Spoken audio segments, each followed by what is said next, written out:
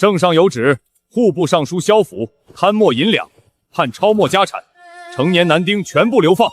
大人，我父亲曾被先帝称赞过清正廉明，绝不会做出贪污的事，此案定有蹊跷。萧姑娘还是先考虑自己的未来吧，愣着干什么？动手！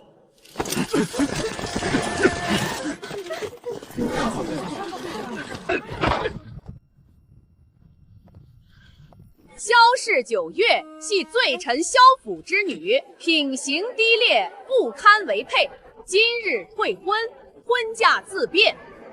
萧姑娘，签字吧。这永昌侯府动作倒快，萧家刚出事儿，他们就来退婚，可不是，一点儿也不顾当年萧老爷在战场上救了老侯爷的恩情。白姨，让你来的。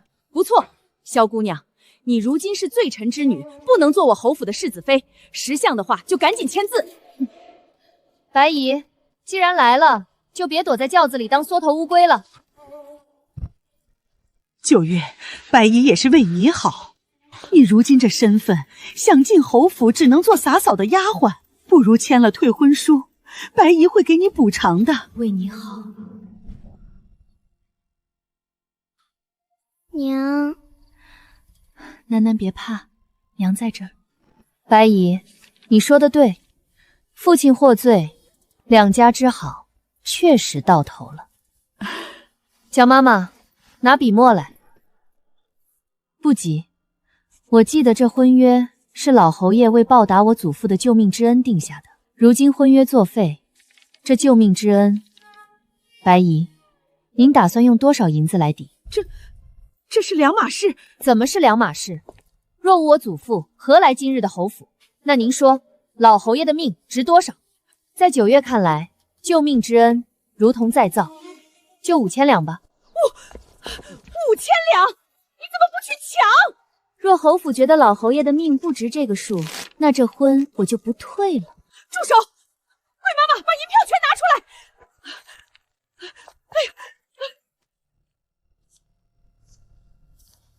多谢白姨，慢走不送。白姨慢走，回去记得告诉老侯爷，买断救命之恩的银票，我们萧家收好了。祖母娘，翻过前面那座山，就到洪都老家了。老家虽不比盛京繁华，但有田产屋舍，足够我们避开风头，休养生息。只要一家人在一起，在哪里都是好的。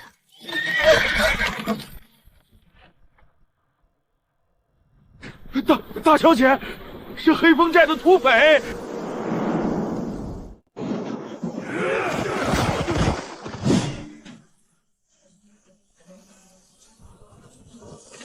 保护夫人和大小姐，车里的财宝留下，细皮嫩肉的小娘们也留下，男的全给老子剁了喂狗！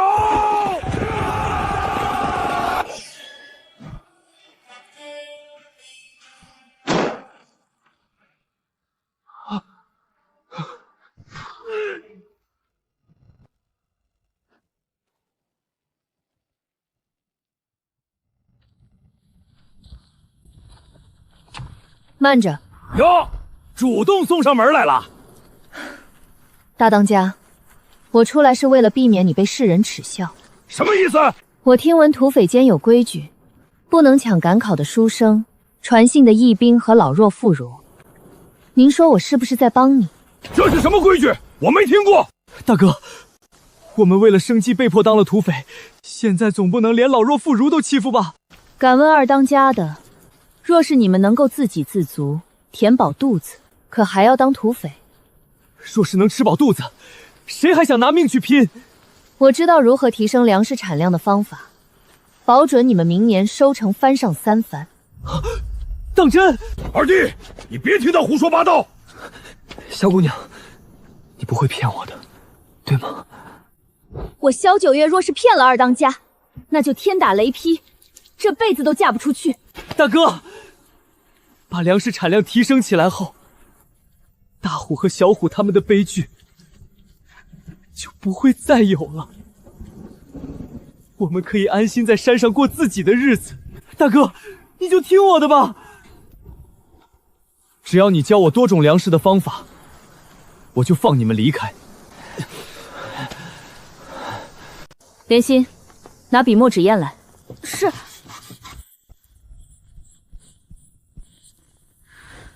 好了，幸好专业知识还没忘。卧肥我懂，农家肥是什么？畜生的粪水。哦，那腐熟是什么意思？把农家肥放在一个大缸里，直到没有臭味。那轮作是什么意思？豆子和主粮轮换着种，可以减少病虫害的发生。我替大家伙儿，谢谢姑娘。二弟，这上面说的真假还不定呢，你就开始谢人了。大哥，如若这样都不能提高粮食产量，那一定是我们没做好。大哥，快让人搬开石头，别耽误了这位姑娘的行程。难道我们这就白忙活一场了？大哥，这可是无价之宝。不行，兄弟们既然出了寨子，断没有空手回去的道理。该死，这土匪头子竟然出尔反尔！大当家的想赖账。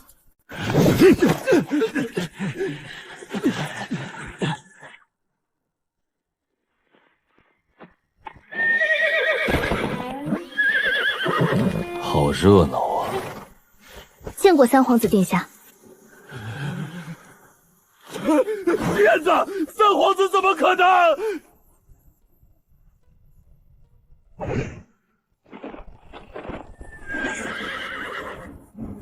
误会，殿下，这都是误会，还不赶紧把石头搬开，挡着殿下的路啦！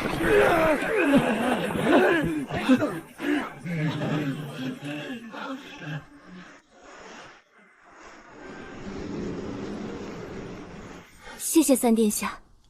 不必，顺路罢了。月儿，若不是你爹爹出事，这些土匪怎么敢？怎么能？你做得很好。祖母，三殿下是不是与我们萧家？不必多想，三殿下是个知恩图报的好孩子。当年你爹帮了他，如今萧家遭难，想不到他还挂念着。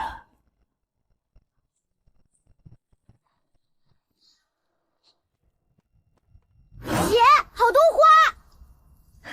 小心脚下，别摔着。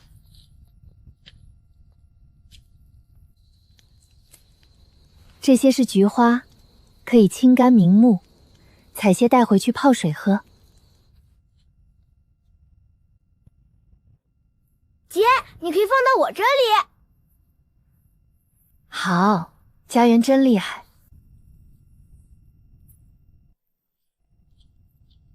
别贪心，摘下来的够用就好。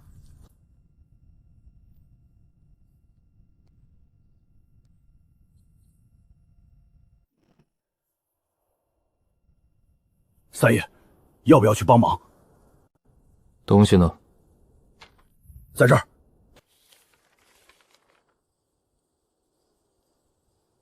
这当真是萧姑娘所写？三爷，我保证，这就是萧姑娘亲笔所写。如果这法子真能让粮食产量翻番，那西北的军饷，你誊抄一份，送到庄子里，明年春日就按着这上面的来种粮食。是。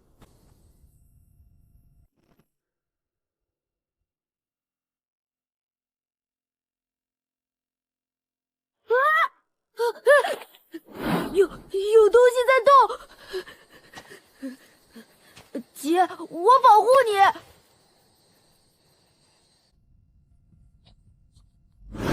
站远些。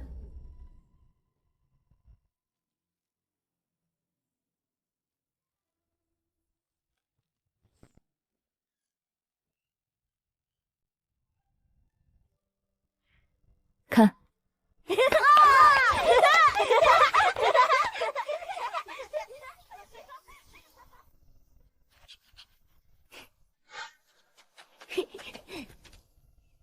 姐姐，你好厉害！莲心，接着，让人把野兔炖了。小姐，小心脚下。我们有口福了。这洞这么深，人手根本够不着，怎么抓啊？看好了，抓着了。金总管，等会儿送2只兔子给三殿下。是。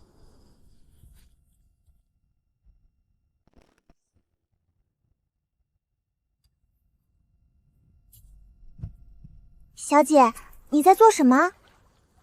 这是甘草，可以润肺止咳，挖些给祖母泡水喝。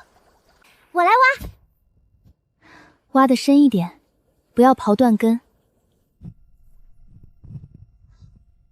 姐，我们摘完了。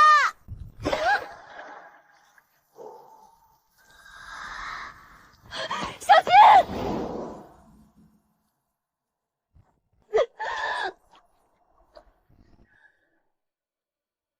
姐姐，你有受伤？我没事，小心些。姐姐不是每次都能接住你的。嗯。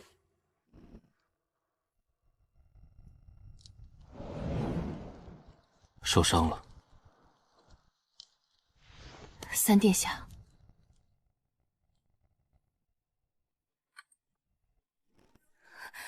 小姐，这样不行的，我们……姐姐，姐姐，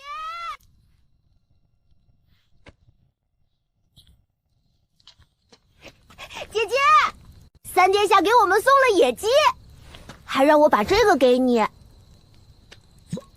药，小姐，殿下的药肯定是极好的，要不我给你用点。先收着，走，我们去看看今天有什么好吃的。总算把大家都平安带到了。小姐，小姐，月儿身上好烫。国胜，去请郎中。是。快把月儿抱进屋。劳神伤身，思虑过度，才引起的高烧不退。都是我这个做娘的不中用，没法帮他分担。只要能让月儿退烧，诊金50两。老夫人，这不是诊金的问题，而是姑娘的病确实严重。这样，我先开个方子吃上，先看看能不能将高热给退下来。金总管，拿方子去抓药。老夫人，其他的药材都好说，只是这上了年份的灵芝，怕是都在富贵人家手里捂着，很难买到。把银子带足，一家家试，总能买到的。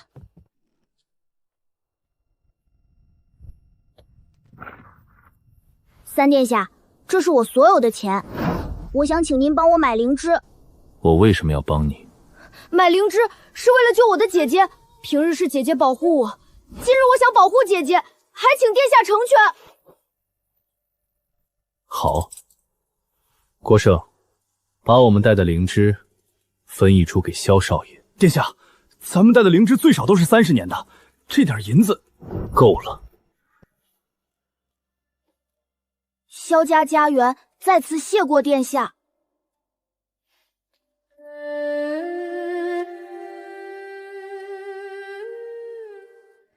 娘，月儿的烧退了好些，她终于挺过来了。你也熬了一宿，回去歇着，我来看着月儿。不，我要亲自守着她。祖母娘，姐姐有救了！家园，你从哪儿弄来的？金总管跑遍了城里都没买到，你连门都没出。我找三殿下买的。可谢过三殿下？有，祖母放心，我知道我欠了三殿下一个人情，等我长大了肯定还。好孩子。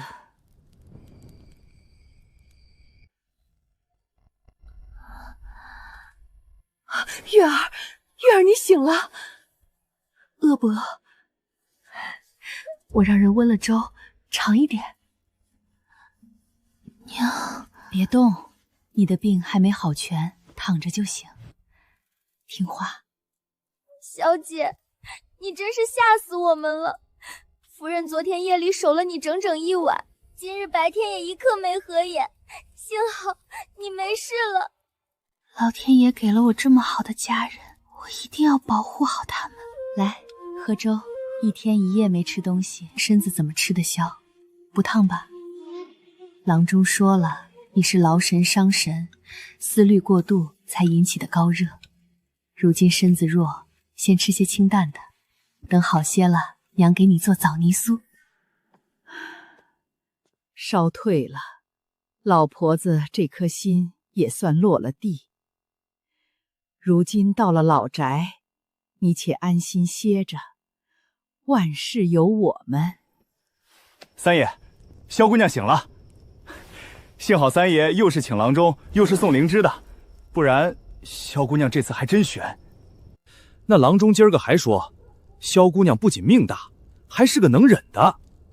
从盛京到洪都走了1个月，低烧不退，就是一个寻常汉子都受不了。可萧姑娘硬是一声不吭。三爷，我是真佩服她。把东西收拾一下，连夜去襄城。啊？现在？少废话！主子让你收拾就赶紧去。这半个月慢悠悠的，也没见三爷着急啊。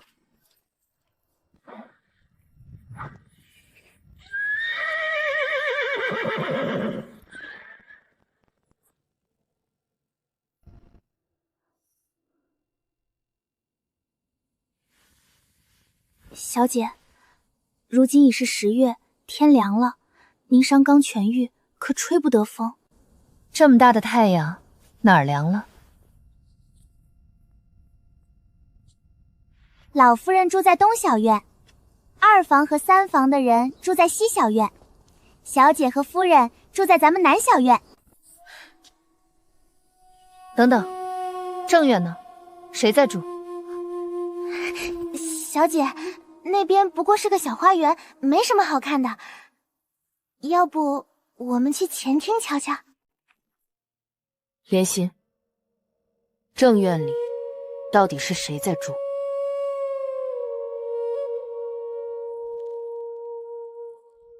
正院如今住着的是老太爷表弟的儿子，也就是您的表叔萧颂。祖母怎么说？老夫人说，请大小姐顺心而为。知道了。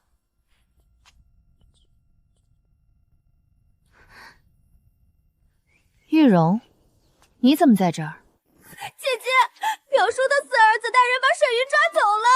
别哭，哭解决不了问题。莲心，把金文、金武叫过来。是。带路。什么人？我家夫人正在午睡，不便见客。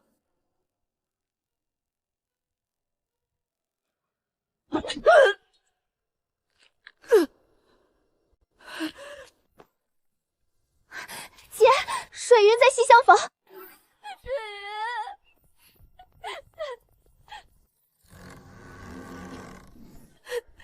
小姐。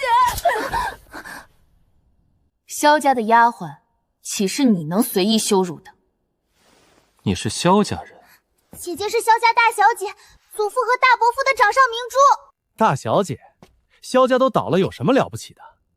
看你长得不错，本少爷把你介绍给我兄弟，到时候依旧是荣华富贵，如何？你大可以试试，你能不能活到那一日？来人，把那个丫鬟给本少爷抓过来！大小姐，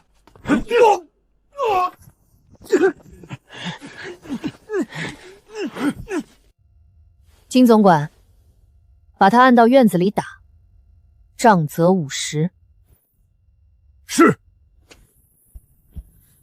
滚开！你们别碰我！娘，救我！住手！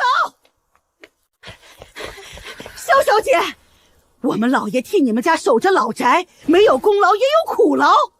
你一上门就这么欺负我儿，怕是不妥当吧？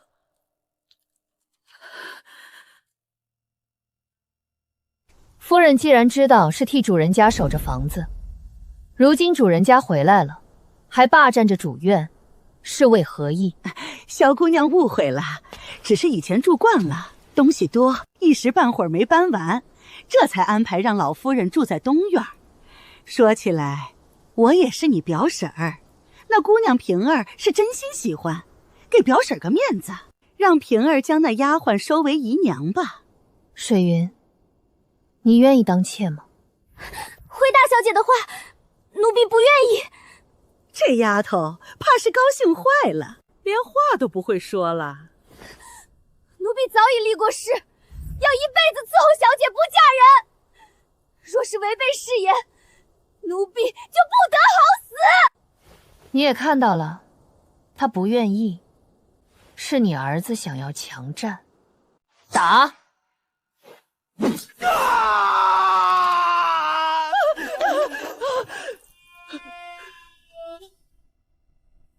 萧九月，平儿是你的堂哥，你一个未嫁的姑娘，这般对你堂哥动手，你的名声不想要了。霸占萧家老夫人的正院，不敬伯母，不敬长辈。与表婶相比，我做的这些还真不算什么。继续。别打了，我办，我现在就办。愣着干什么？搬东西啊！现在可以停手了吧？50没打完。南越律法，但凡奸淫妇女者，斩立决。再质疑我的决定，我就把他送到官府。大小姐，50仗已打完。来人，赶紧把四少爷抬回房，请老主。慢着，直接将他抬到前院客房。祖母年纪大了，闻不得血腥味儿。老爷，你总算回来了，你再不回来，你儿子都要没命了。怎么回事？还不是那个刚回来的萧九月，抓着平儿想要那个丫鬟的事儿不放，先把平儿打得皮开肉绽，又把我们从主院赶到这破客房。丽娘，这位大小姐不是个好对付的。明天一早，我们就搬到庄子上去。搬走？我们在这宅子住了10几年了，哪有林老被赶走的道理？这事儿不能就这么算了。这房子本就不是我们的，主人让我们继续住是情义，让我们离开也是人家占理。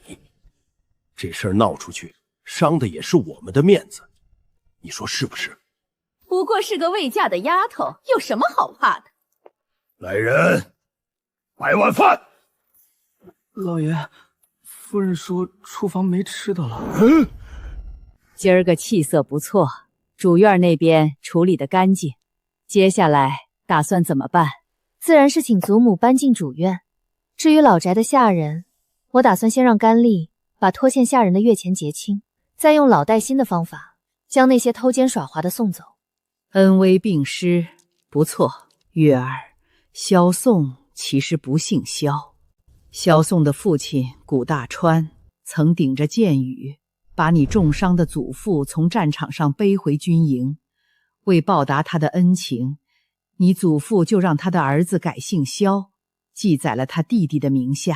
祖母，若非万不得已，我会留情面的。跟你说这些是想让你明白，姑老爷子和你祖父有情谊，但萧宋没有。若是他们一家胆敢欺辱你，不必客气。是，那孙女就放心大胆的做了。你这身子才刚养好，不着急。金总管，这些日子要辛苦你，带着人去县里好好打听打听甘家，还有萧宋的事。是。月儿，你这身子才好，怎么还不睡？你瞧瞧你这小脸白的，一点血色都没有，账本又跑不了，明天再看。娘，明儿个我要召集所有的丫鬟小厮训话，你不把账本给我，明日被他们糊弄了怎么办？你呀，明儿个娘给你做枣泥酥。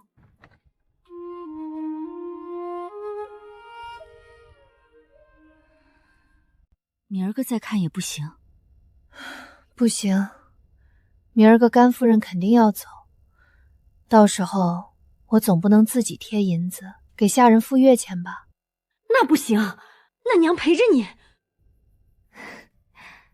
娘真好看，娘早就老了，比不上我们月儿长得漂亮又能干，连婚事……娘，我要看账本了。表婶要去哪里啊？我娘家昨晚传信来，说我母亲病了，我打算回家尽孝。尽孝啊！说来老宅里有不少人也想给父母尽孝，却因为被您拖欠了5个月的工钱而不能。临走之前，是不是该先把大家的工钱发了？我从小在萧家长大，月钱都是准时发的，哪怕是从盛京回洪都，大小姐也逐月发放了月钱。就是甘夫人，你可不能坏了萧家的名声啊！那不是萧家出事了？萧家出事，也不见你们往盛京送银子打点。每年祖父往老宅送来修缮屋子的银钱可不少。这样，等会儿我就让人去问问，老宅是不是揭不开锅了，还得克扣下人们的月钱。别，大家放心，萧家是绝对不会克扣大家的月钱的。以前的不也都发了吗？等我从娘家回来，这月钱保证一分不少的发给大家。知道表婶着急，这不特意把账目都给你清点好了，你只要负责付银子就行。甘夫人，请过目。甘夫人不用太感谢我，若是没带够银子也不怕，左右就这么点路，直接取就行。你看，大家都盼着你发月钱呢，总不好让大家这么多人失望，是不是？还不赶紧谢谢表婶？谢谢夫人。莲心，按着名字将月钱一一发了下去。往后大家只要本分的干活，萧家绝不会亏待诸位的。谢谢大小姐，我们一定好好干活。大小姐，那些下人们都特别感谢你。让人多注意看看，谁要是敢吃里扒外使绊子。小姐放心，前院有金文、金武他们，后院我和洛葵都盯着呢。老宅的事情安顿好之后，就该想法子挣钱了。小姐不好了，家轩小少爷摔着腿了。家园，你怎么不听话？山里是你能去的吗？还爬树？快去请郎中。姐，你又不会爬树，去凑什么热闹？你要是出了事儿，我怎么跟你爹交代啊？他们说鸟蛋大补，我想给姐姐补补身子。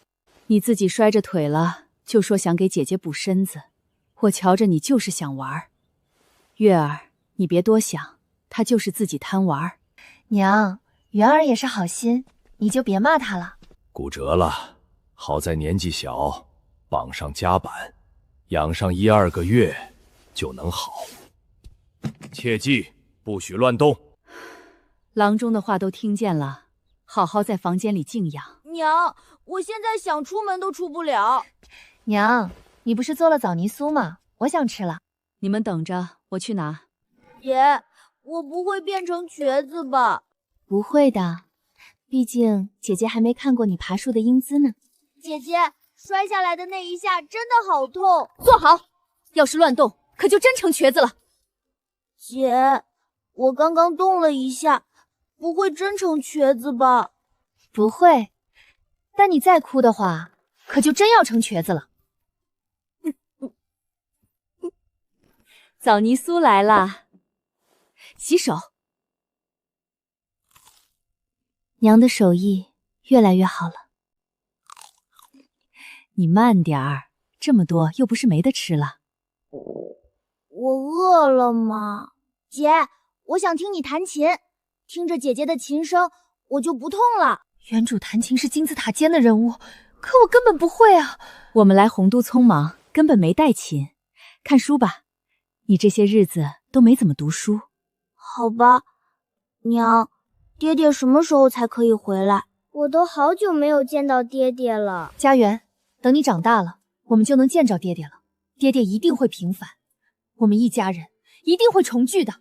月儿说的对，你们爹爹一定会回来的。那我要快点长大。莲心，我的琴。小姐的琴在抄家的时候被砸了，可惜了那把交尾琴。小姐想弹琴了，奴婢记得蓝姨娘带了一把琴，要不……不用。如今事务繁杂，弹出来的琴音也是心浮气躁，充当个会背诗词的才女不难。这琴却不是能速成的，先糊弄过去吧。姐，我真的要写这么多大字？在家中，你每日要写10个大字。如今到了洪都，2月余了，要不你将先前缺的一并补上。姐，我写你不知道。好好写，我去正院给祖母请安。也不知道他们有没有平安到岭南，我这心里总是不踏实。按脚程算，还差些日子。祖母，各位长辈安。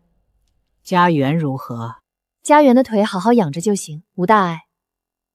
祖母，明儿个我想去县城看看。不行，苑儿不安全，万一那甘丽存了什么坏心思。娘，如今我们手中的银钱不算多，我去县城是想给大家寻个生计，而且家园和家臣都到了启蒙的时候了，我也想去看看县里有没有私塾能送他们去上学。大小姐，萧家3代不能参加科考，私塾能收他们吗？私塾和科考是2回事，不能科考也要读书明理。不只是家园和家臣，廷武的学业也不能丢。廷武他身子不好，自小就弱，哪经得起折腾。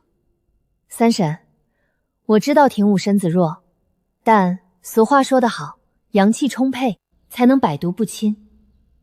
廷武需要多晒晒太阳，就像是花草树木一样，没有阳光如何茁壮成长？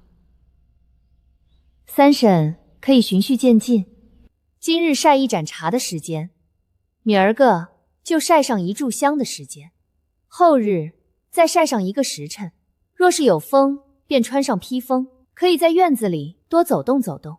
祖母，不管成不成，我都要去试试。实在不行，就请个先生回家教。萧家是狠狠摔了一跤，但只要团结，就能重新站起来。谁要是敢拖后腿，那就别怪我老婆子无情。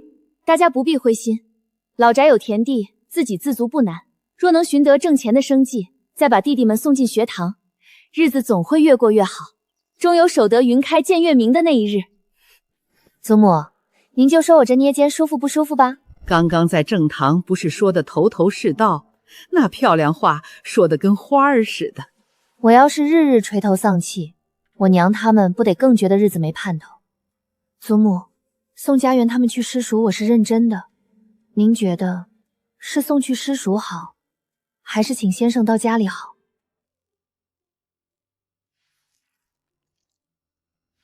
月儿以为如何好？孙女以为去私塾较为妥当。其一，家园他们能交到新朋友，不用圈在老宅日日担忧。其二，如今的萧家最需要的便是低调行事，混入寻常学子中才最不惹眼。月儿，你今儿个去县里万事要小心，若是那书院不成，晚上1、2年也没事。娘，你放心，我带着金总管和金武父子2个，寻常小贼奈何不了我。那莲心和洛葵，你千万都带着。行。娘，等我回来，给你带好吃的。真漂亮。小姐从小锦衣玉食，哪里到过这样荒凉之地？小姐，此处离县里要半个时辰。小姐，小心！我身子好了，不碍事。小姐，坐稳了。狗大娘，你敢偷我家的粪，我跟你拼了！向三娘，你别胡说八道，谁偷你家粪了？这明明就是你儿子送的，老娘送你扁担要不要？有本事打你儿子去，这就是你儿子送的。娘，这真的是我送的。贵人饶命啊！我们这就把粪水清理干净。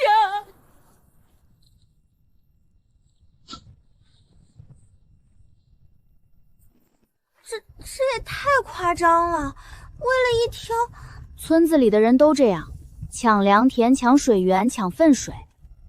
小姐，你别看这东西不好，但是菜想要长得好，这东西少不了。洛葵，你这么说，我以后还怎么吃菜？洛葵说的没错，莲心，那东西确实是好东西。小姐，你变了。刚刚那对母子，你们怎么看？小姐，那个儿子肯定喜欢人家姑娘，不然的话，哪里舍得送饭水给人家？谁家追姑娘，给人家送那个的？小姐，刚刚我们还没说话呢，那妇人就跪了下来求饶。我觉得，是不是以前甘夫人他们太过霸道，才会令村民如此害怕？怎么可能呢？人家看到贵人求饶，不是正常吗？洛葵，人家是求饶，但求的是饶命。若非以前发生过掉脑袋的事，对方怎么会吓得牙齿打颤，连手割破了都不敢放慢半分？看来底下的水比我想的还要深。莲心，回头让人去查查看，干尸以前在村子里都做过些什么。是，小姐。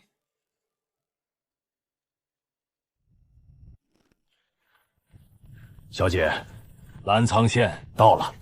倒是热闹，这比圣经也差太远了。这街道又挤又窄，虽然小了点儿，但卖什么的都有，也是挺热闹的。圣经确实是繁华，但小城安逸。对，安逸。小姐，那我们如今去哪儿？就去那儿吧。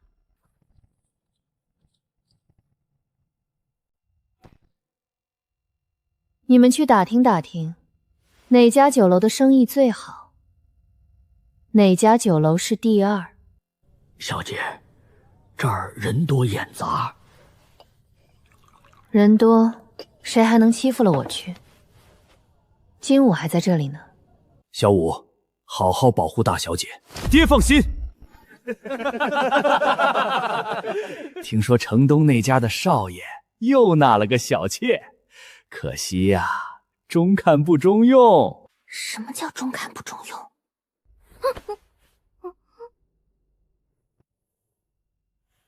走吧，去前面转转。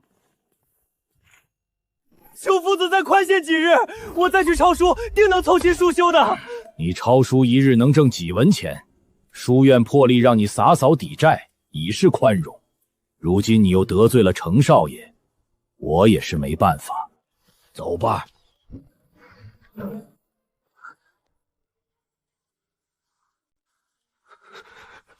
金武，跟上去。不行，小姐，我要保护你。我会待在这里。小姐，金武，我需要的是一个听话又忠心的护卫。小姐，我现在就去。小姐，查清楚了，那人叫屈清礼，读书挺好，家中只有老母和幼妹，住址我记下了。酒楼打听的如何？县里最好的酒楼是红星楼，生意最红火，听说背后的东家极有来头。第二是逢春楼，前几年厨艺比拼赢过，但生意就是比不上红星楼。去逢春楼。是。贵客，想吃些什么？有什么推荐的？三杯鸡、粉蒸肉都是本店的招牌。那就都上，再来个可口的小菜。好嘞，贵客稍等。小姐，这里环境真不错，比那红星楼清雅多了。环境好，厨艺好，生意却不如人。这逢春楼倒是个合作的好跳板。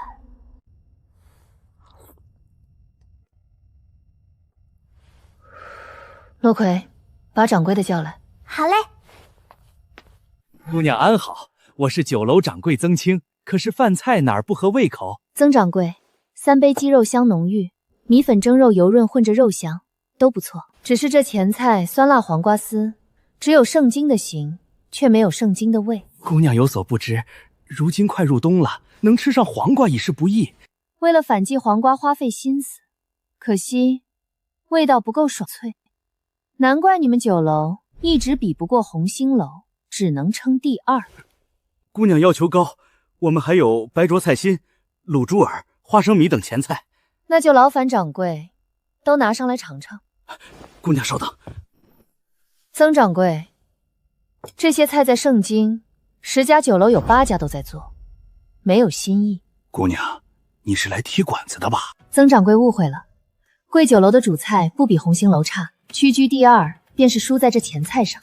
那依姑娘看，该如何改善？换个做法，比如花生米，除了油炸，还能做盐焗、酸辣、糖霜5香。猪耳朵酱香太浓，换成咸甜口、麻辣口。至于这白灼菜心，老硬的筋不舍得去，颜色发黄，不够翠绿。姑娘是厨子。曾掌柜，不若我们合作，我提供独一无二的前菜，保准你的生意翻上一番。姑娘想怎么合作？前菜我让人做好送来，按收购价算。既然是独家销售，价格自然另算。好，若是真如姑娘所说，加价也无妨。明儿个我送几道前菜来试，连心结账。今儿这餐算曾某请姑娘的。曾掌柜，生意归生意，靠几道前菜翻番。小姐，你真的要跟人做生意？可是咱们连红星楼都没去吃过，您怎么知道红星楼的菜好不好吃？万一他们家前菜也很厉害呢？我不需要知道红星楼的菜好不好吃，我只需要知道曾清想赢红星楼的心比任何人都急切，拿捏住这点，这笔生意就成了一半。洛葵，你觉得逢春楼的那几道招牌菜如何？好吃，特别是那3杯鸡，酱香入骨，嫩滑多汁。既然如此，那你还担心什么？可是小姐，我们真的要跟人做生意？商人的地位本来就是最低微的。就比如说蓝姨娘吧，宜州富商嫡女，还不是嫁给二爷为妾室？我说的也没错。你说的没错，商人地位低微，但谁跟你说我要抛头露面经商了？你不说，我不说，谁知道给酒楼供前菜的是我们？哦，也对。这话在我面前说说无妨，绝对不许在蓝姨娘跟前提。知道了，小姐，我也就是在你面前提一提，我是担心你为了萧家坏了自己的名声。若是不想法子挣银钱，家中吃穿用度怕是无法填饱肚子。先做我最擅长的事。金总管，去瓦市买菜。金总管，这竹林里有笋吗？有的，我瞧着福安村的人会扛着锄头来挖。明儿个让人去看看，市场上可有小银鱼卖？是。月儿，你可算回来了。娘，外头风大，怎么不到屋里等？手都冰凉了。这怎么连猪耳朵都买回来了？这可是好东西。大小姐，我们来吧。耿娘，我从书上学了几味菜，正好今天试一试。耿娘，我还要1只老母鸡、老母鸭、排骨焯水，等会儿和着冬笋一块炖了。哎，好嘞。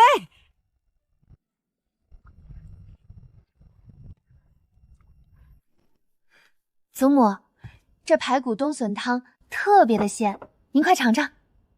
苑儿，不是说你做了一锅卤水？今儿个时间少了点儿，卤猪蹄还不能吃，等明儿祖母就能尝上了。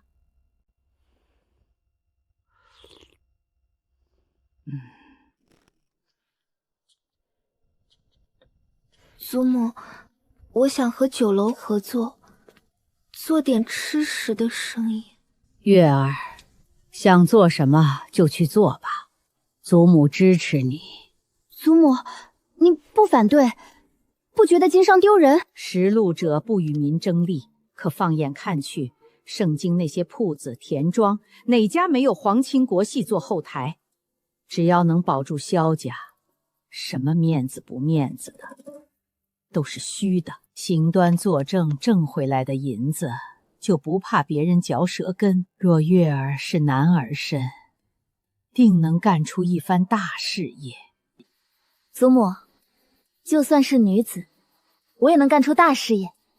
好，只是委屈你了。堂堂尚书府千金，本该千娇万宠，如今却要放下身段，去与商人打交道。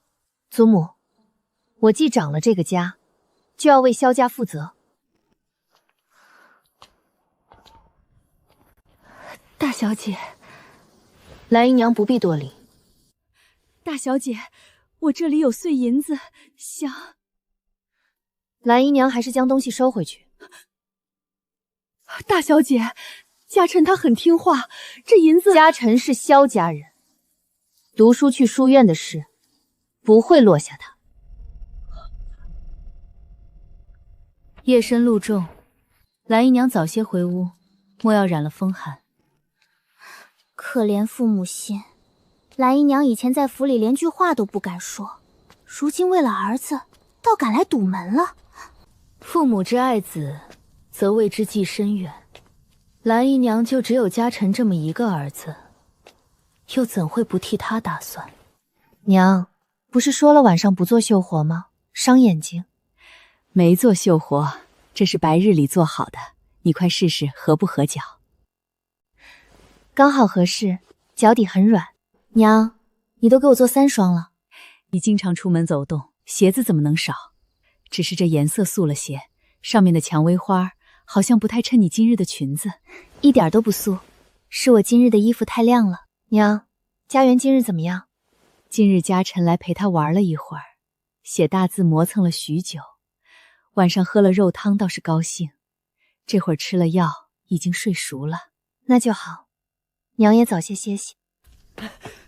大小姐，袁少爷说大小姐在外面辛苦了，这银子请大小姐吃糖葫芦。莲心，把银子收了，回去告诉家园，字写的不错。若银子有多的，我会给他买1刀纸回来。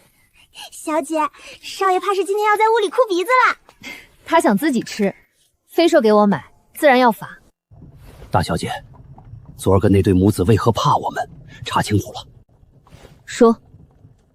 去年村里人惊了甘夫人的马，被甘夫人当场杖毙了。杖毙？他这是拿人命当草芥。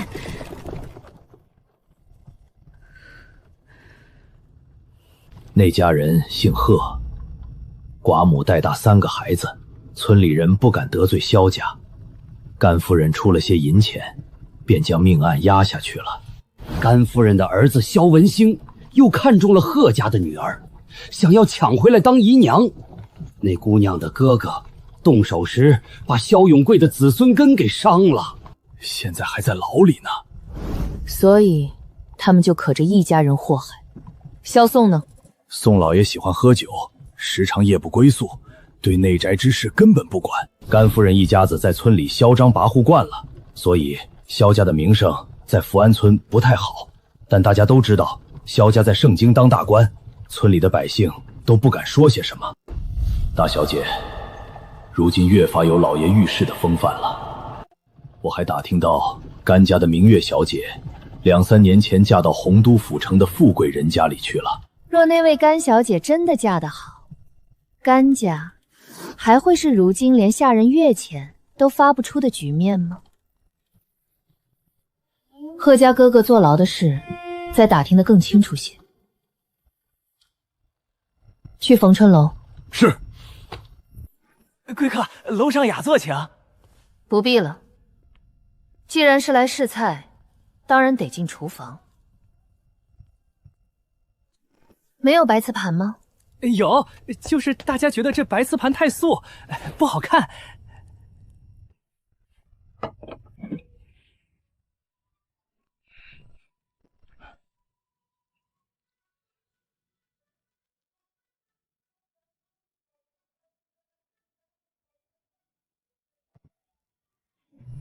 就这么放上去，会有人吃吗？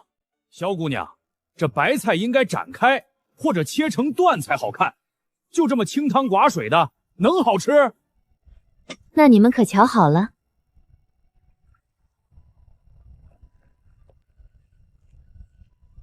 这白菜开花，好看是好看，但这汤好不好吃，不是我说了算，而是你们说了算。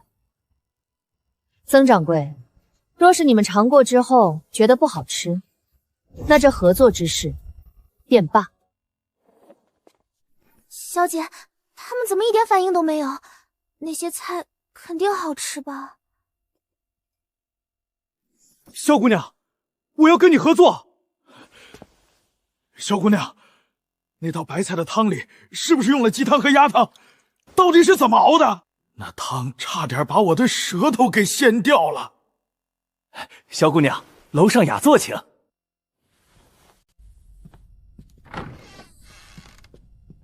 曾掌柜，这是毛尖绿茶吧？姑娘好眼力。可惜茶叶外形不够整齐，颜色不鲜，汤色不浑。最重要的是，方才小二泡茶之前没有烫壶。姑娘说的那种毛尖，应当是极品，我这等小商人，怕是喝不上。不，每种茶叶形状、紧结程度不同，泡茶之法自然不同，水质、水温、水量，甚至茶具，差之毫厘，谬以千里。萧姑娘，这几道菜我们酒楼全买了。那就得看曾掌柜的诚意了。若想独家卖菜，价格自然不同。我自然希望全澜沧县只有我冯春楼一家卖。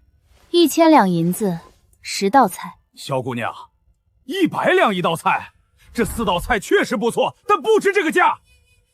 我出30两一道。曾掌柜不用着急拒绝，单论1道菜自然不值，可10道菜，只要运作得当，冯春楼便能在澜沧县出名。进店的客总不能只点这几道前菜吧？其二，曾掌柜若拿着这10道菜去洪都府城开酒楼，绝对能在一众酒楼中一骑绝尘。曾掌柜现在还觉得不值100两吗？萧姑娘，这10道菜都能媲美今日的开水白菜？自然，有小炒，有甜品，保准盛京和洪都都不曾有。那开水白菜连个油星子都看不见，入口却鲜得恨不得让人把舌头吞了。若真有10道，或者我们还有第2种合作之法，这10道菜我免费送给贵酒楼，但是我要拿贵酒楼30%的利润。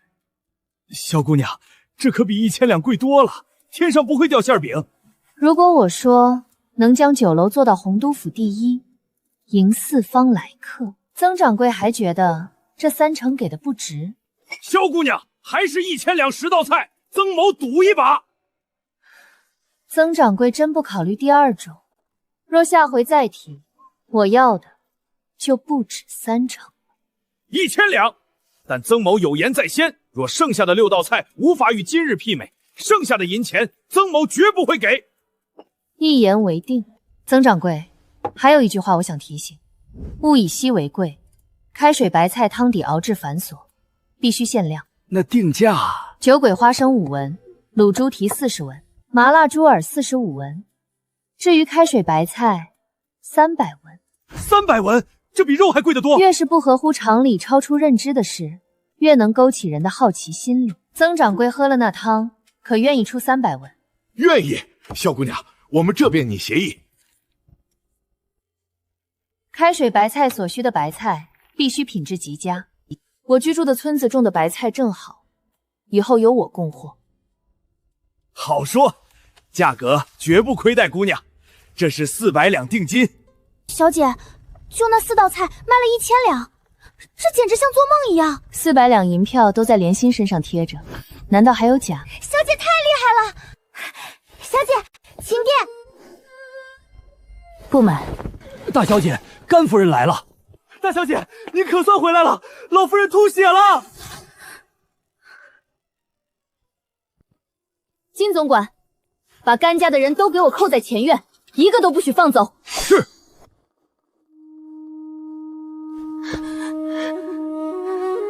祖母，新娘子，祖母身子如何？老夫人这是急火攻心，我先去熬药。别跟月儿说，免得她担心。蒋妈妈，到底发生什么事了？月儿，一些小事。祖母若是不愿意说，那孙女往后也不出门了，就守着祖母，免得祖母受了委屈，孙女也不能替祖母出头。那怎么成？甘夫人一回来就说要给大小姐您做媒。蒋妈妈，她说要将我许给哪家？月儿放心，我已经训斥过甘丽了。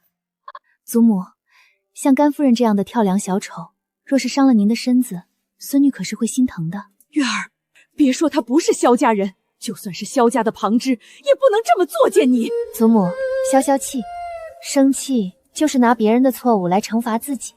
若是话不中听，好好罚一罚便是。祖母您看，孙女和冯春楼签了契，挣了1000两银子。1000两，技多不压身。祖母，这是孙女用挣来的钱给您挑的佛珠，大小合适，手感极好，祖母很喜欢。祖母喜欢就好。晚上您可得好好尝尝孙女亲手做的开水白菜。好，我可是享了孙女儿的福喽。娘，您先回去看看家园，我跟蒋妈妈说几句话。蒋妈妈，你且将今日甘丽的话原封不动地告诉我。甘丽说要让大小姐嫁给她那个在澜沧县的弟弟，老夫人一听就怒了。蒋妈妈，你且安心守着祖母，若是祖母有丁点不适，立刻差人来禀我。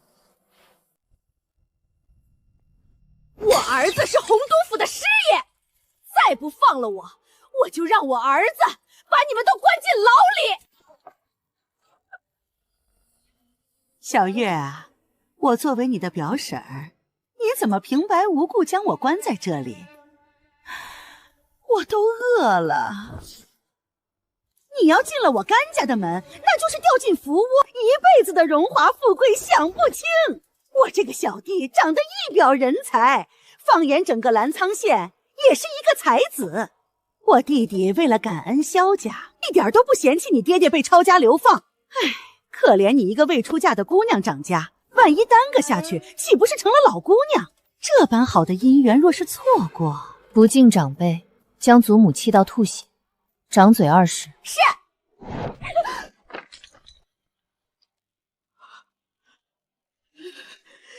你敢？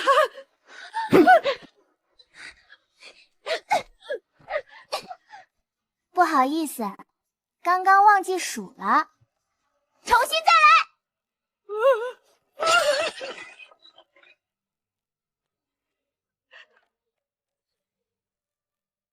拖醒，接着打。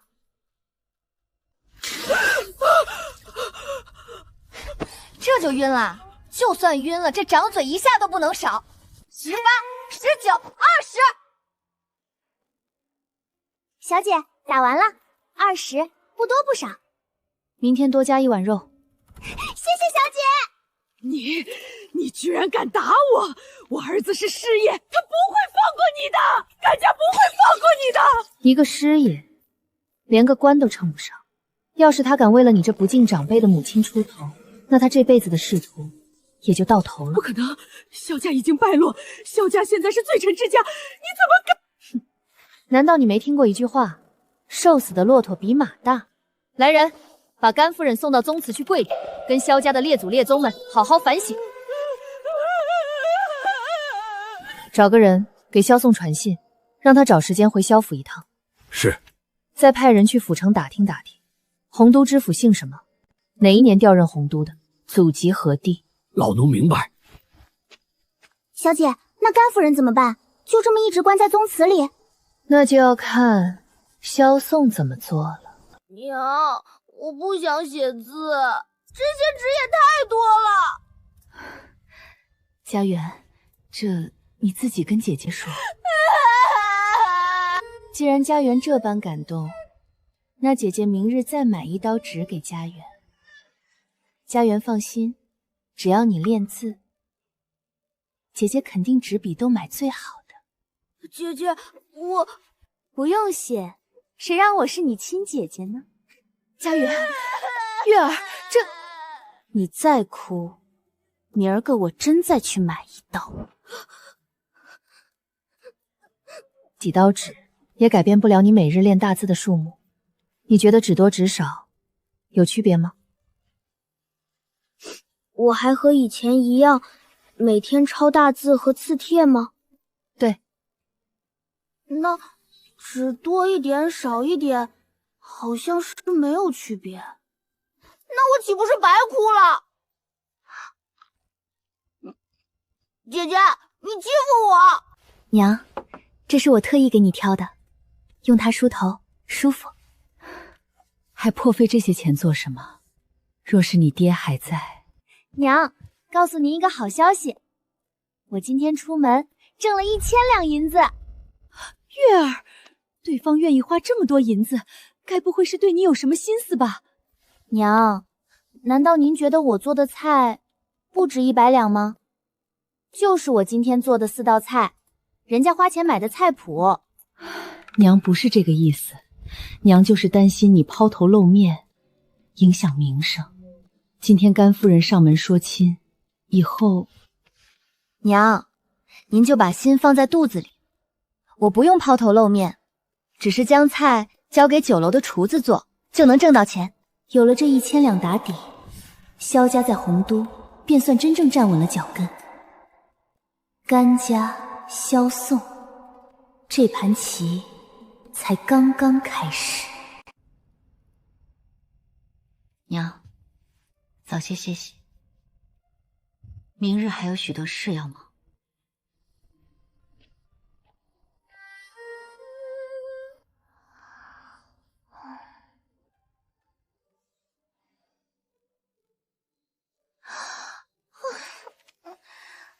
小姐，都子时了，该休息了。难怪觉得困了，拿东西压着，千万别被风吹跑了。这可是让逢春酒楼觉得1000两花的值的东西。爷，好不好喝呀？好喝。萧宋，我妹妹出事了，你还在这里喝花酒，你还是男人吗？原来是大舅哥。把姑爷带走。我不喝酒做什么？喝！丽儿今儿个去了萧家老宅，这都天黑了还没回来，你就不担心她出事？做媒，我早就跟丽儿说过，别惹萧家。丽娘那是去做媒的，又不是去结仇的。萧家盛京的男丁都被流放了，就剩下老弱妇孺，你怕什么？我就是没用，就是胆小，才会被一个婆娘骑到头顶上去。甘宗荣，萧家不是我萧纵这个没用的男人，萧家那是从圣经里出来的。你们甘家要找死，别拉上我！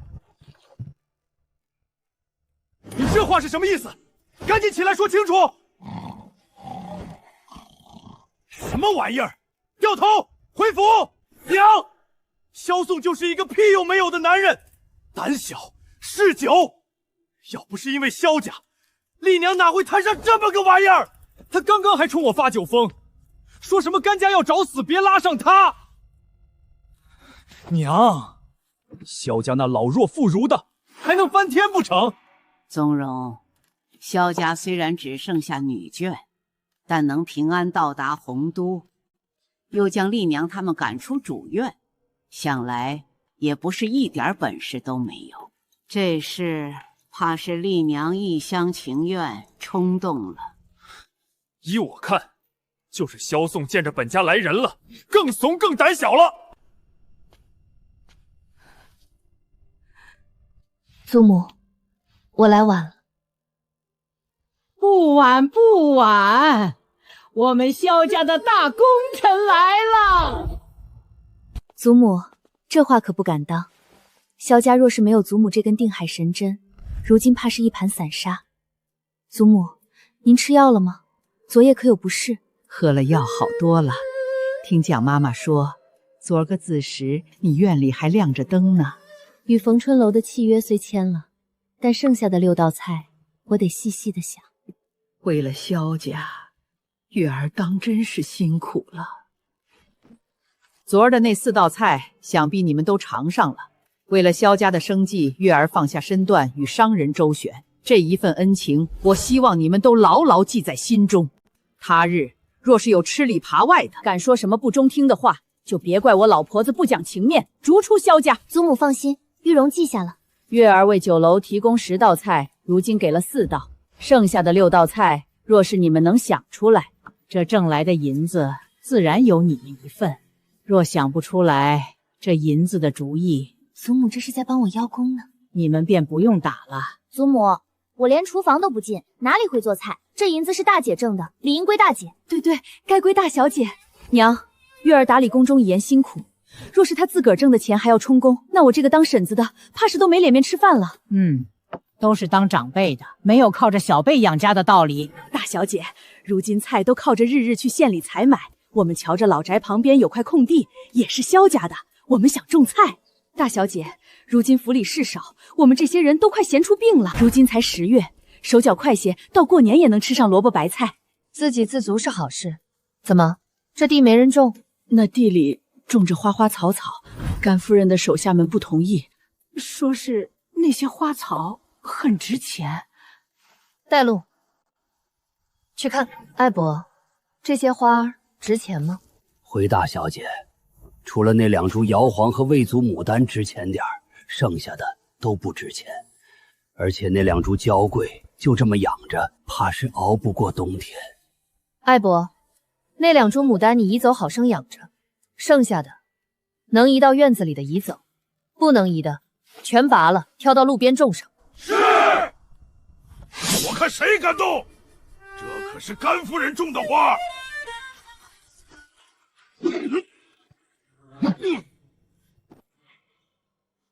动手。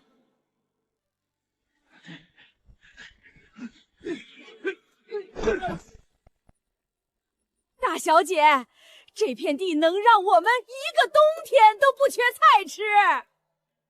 大小姐放心，我们用肥的时候会特别注意，绝对不让气味飘到院子里去。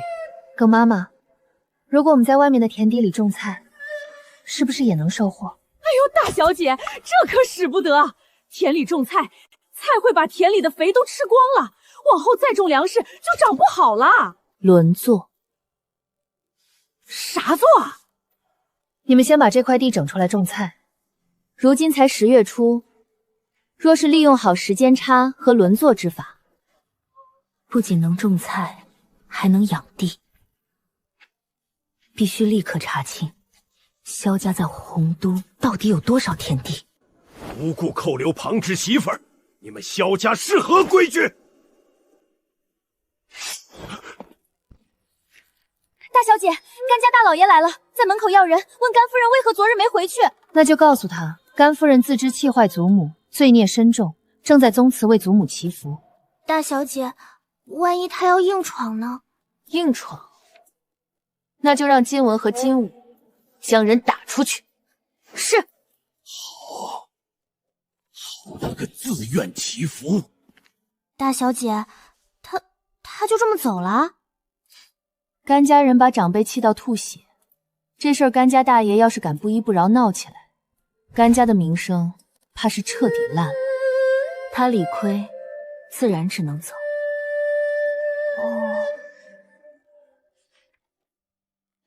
备车，去10里郑家。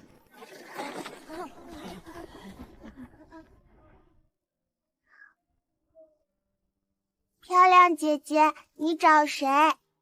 漂亮的小姑娘，我来找李正的。奶，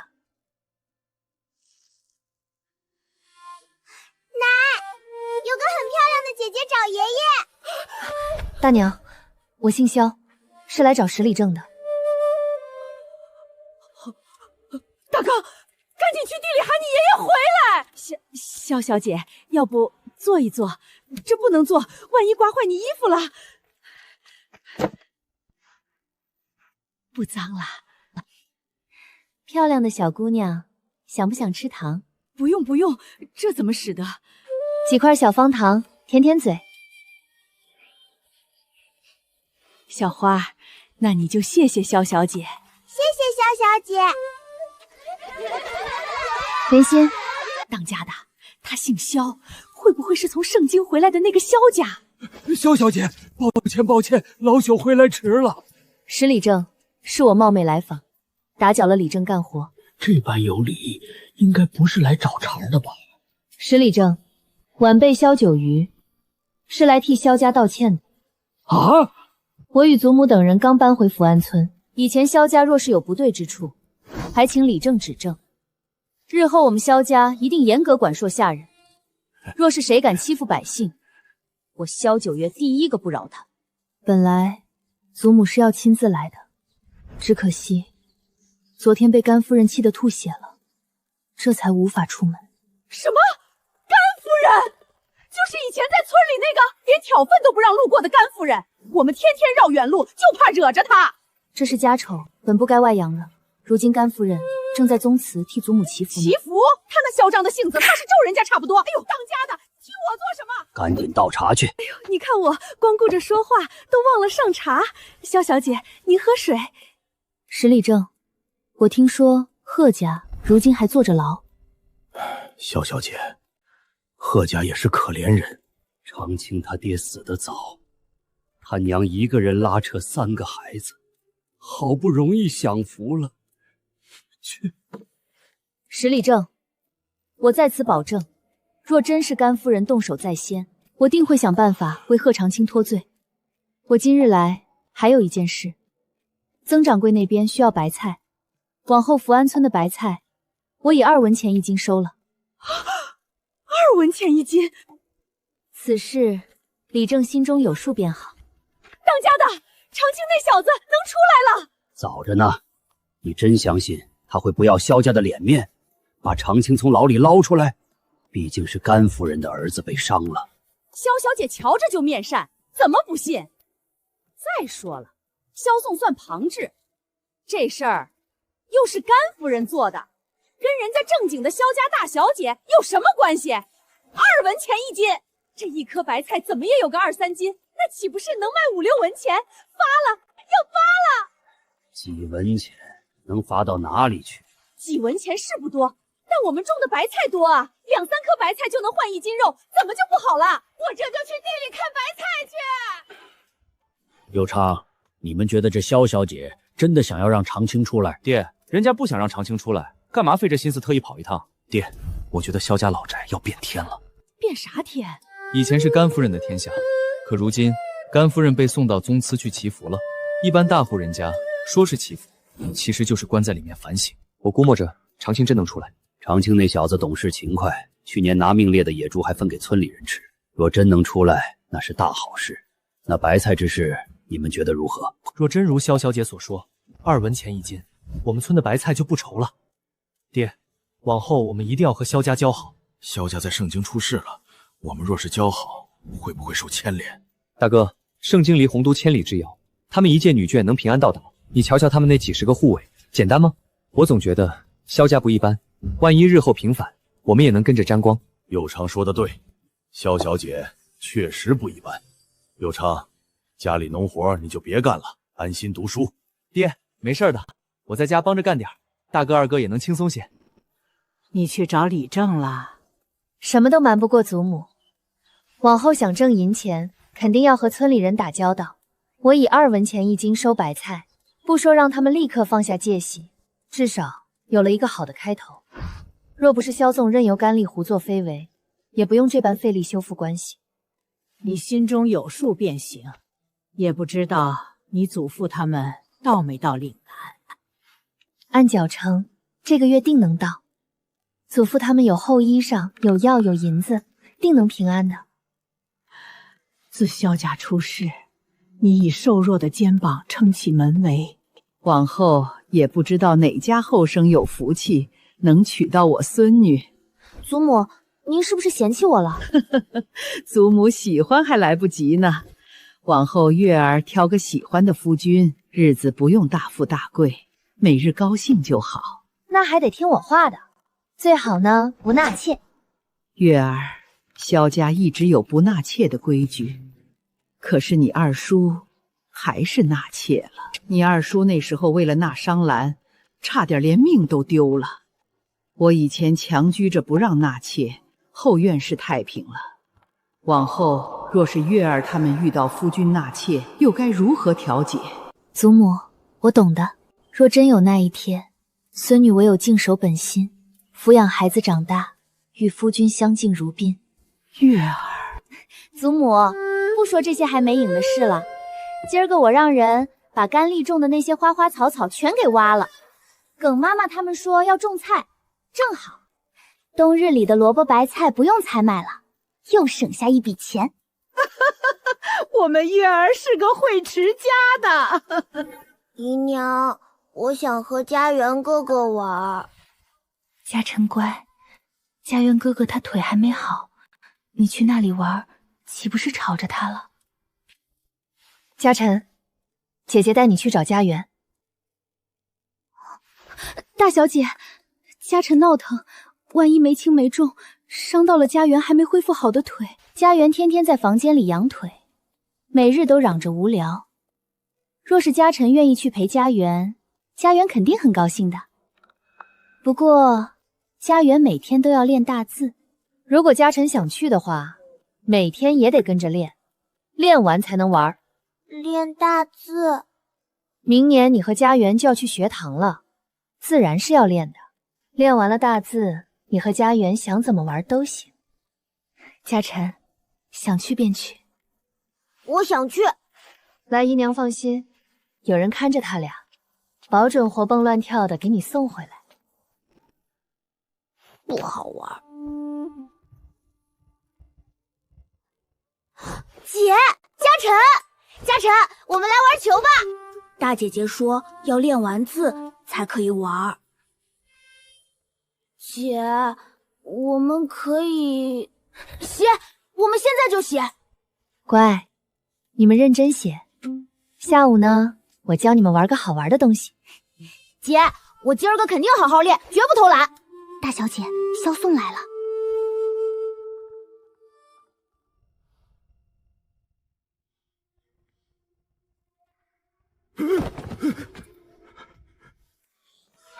大小姐，我是来请罪的。抱歉，刚刚照顾祖母睡下，来晚了。表叔今日前来，该不会是和甘家一样，找我要人的吧？不是，大小姐。祖父还在家时，不仅一次说过，如果宋表叔遇到难处，要全力相帮。而你是怎么对他的发妻的？我对不起萧家。表叔，可有委屈的事，不妨说出来。表侄女虽没大本事，但也能替表叔讨个公道。甘丽何止是不好啊，他从来不准我插手几个孩子的教育。我的4个儿子个个被他教惯的无法无天，都成了流氓无赖。我只要有反抗的念头，他就拿烧火泵打我。表侄女，我心里苦啊，把自己灌醉，不去想这些，才能好过些。遇事只会逃避，难怪甘丽敢在老宅作威作福。萧家人轮不到外人欺负。表叔，你就没点甘丽的把柄，不然表侄女很难替你出气啊。把柄？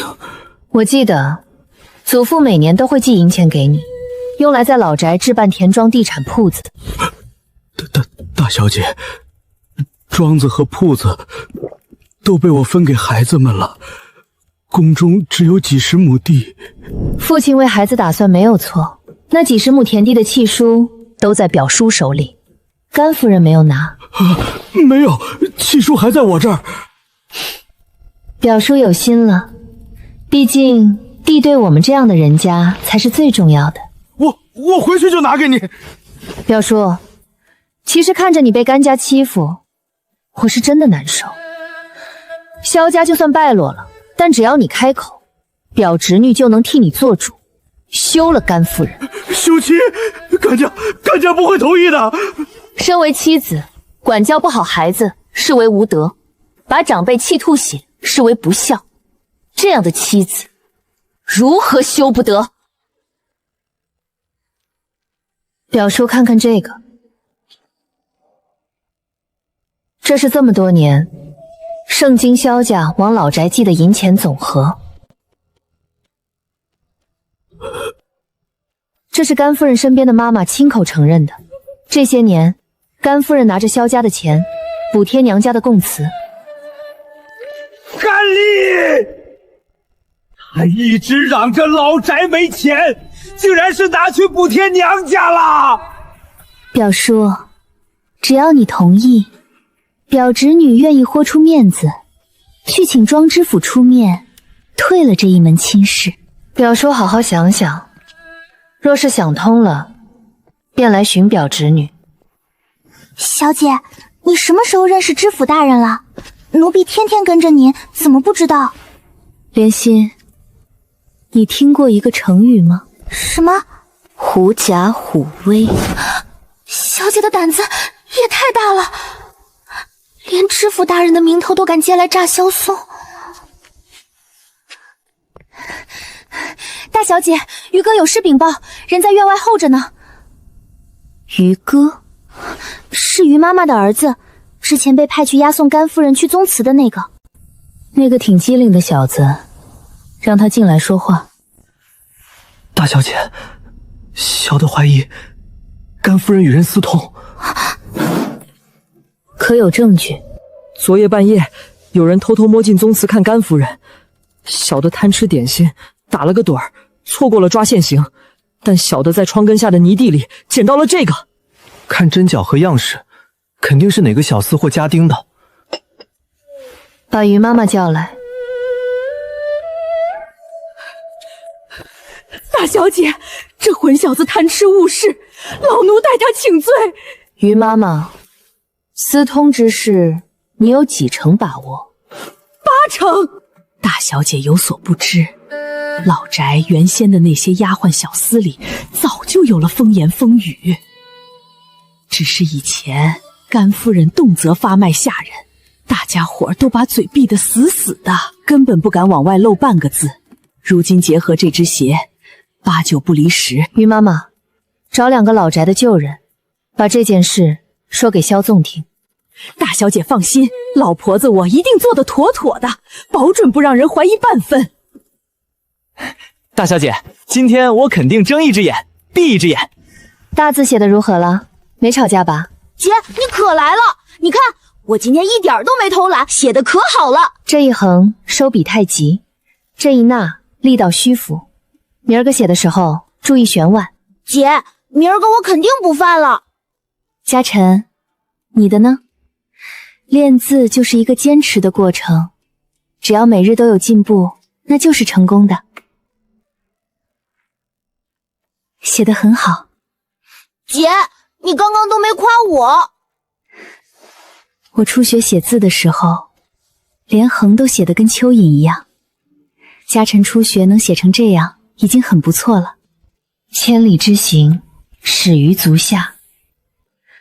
只要你开始行动了，千里万里都不可怕。字练完了，我们来玩个游戏吧。一只青蛙一张嘴，2只眼睛4条腿，扑通一声跳下水。2只青蛙2张嘴，4只眼睛8条腿，扑通2声跳下水。接，3只青蛙3张嘴，6只眼睛12条腿，扑通3声跳下水。4只青蛙4张嘴，8只眼睛16条腿，扑通4声跳下水。嘉晨比家园还小一些，算术反应却如此之快，若是好好培养，将来定是个管账经商的好苗子。5只青蛙5张嘴，10只眼睛20条腿，扑通5声跳下水。6只青蛙6只青蛙6张嘴，12只眼睛24条腿，扑通6声跳下水。7只青蛙7张嘴，14只眼睛，28条腿，扑腾7声跳下水。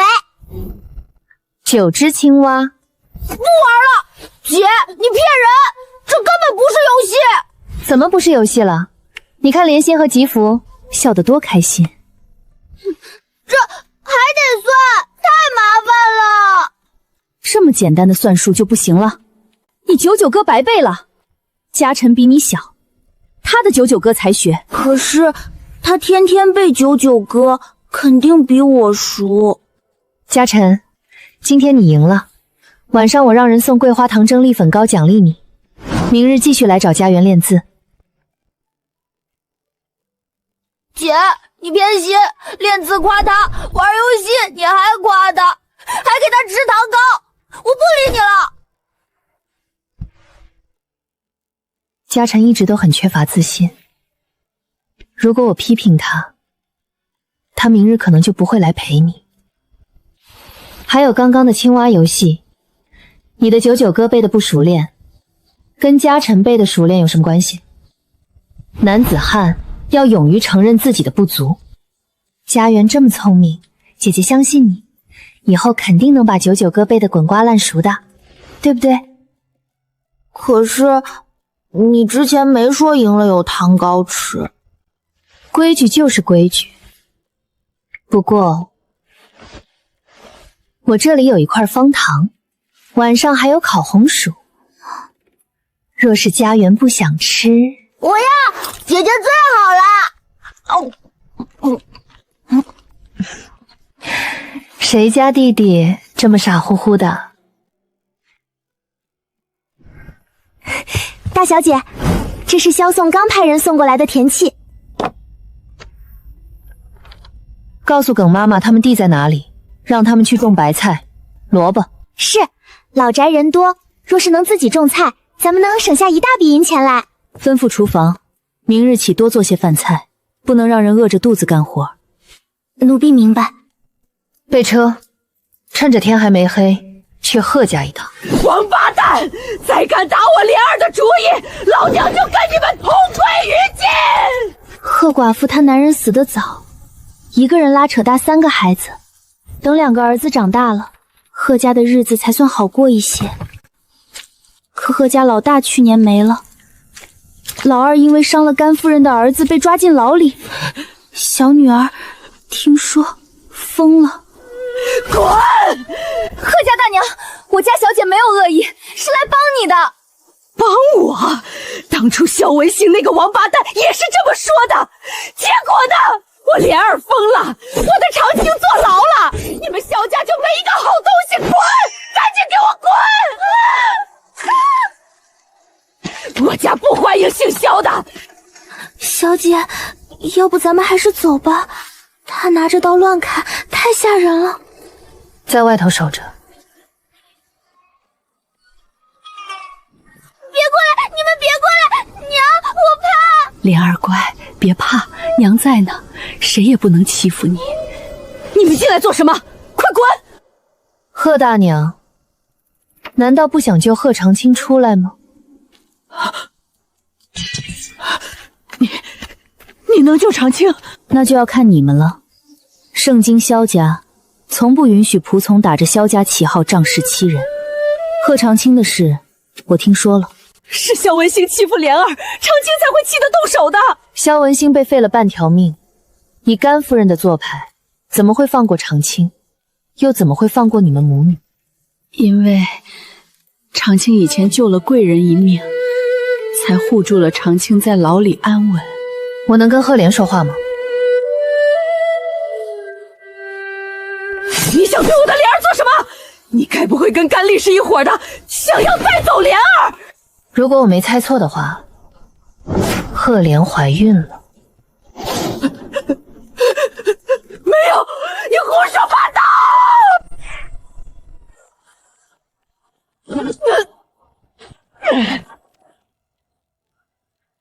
你根本不想帮我救长青，你这个骗子！我要撕烂你的嘴！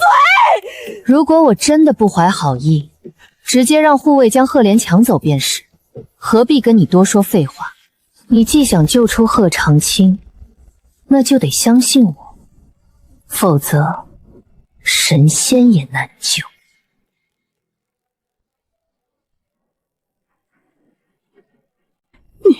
你可以选择继续瞒下去，但错过了时机，你想救贺长青就难如登天，牢里的日子可不好过。我相信你，但是你必须发毒誓，绝对不许告诉萧家人，特别是不许告诉甘夫人。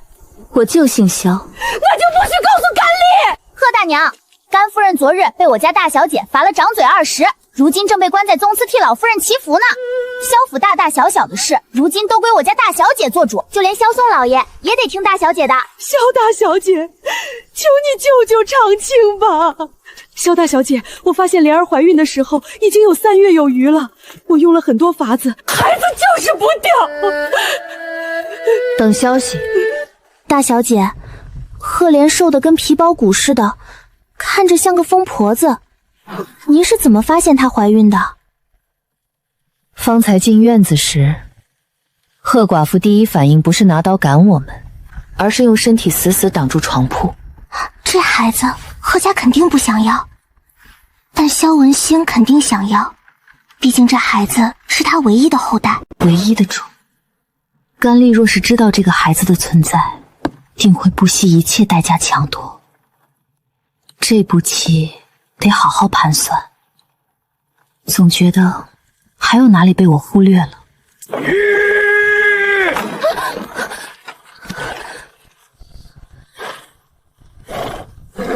怎么走路的？不要命了！贵人饶命啊！贵人饶命！上回洒了粪水逃过一劫，这下完了！天都快黑了，萧家的马车怎么还在外头晃？都怪黄家那个死老婆子跟我抢橘子！这些橘子是你自己种的？贵人，都是我们自己种的，要不送给贵人赔罪？多少钱一斤？我家小姐问你，橘子多少文钱一斤？6文钱一斤。全买了。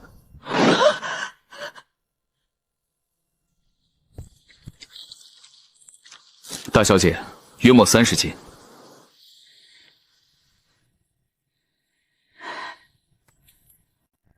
这么甜的橘子，才6文钱一斤。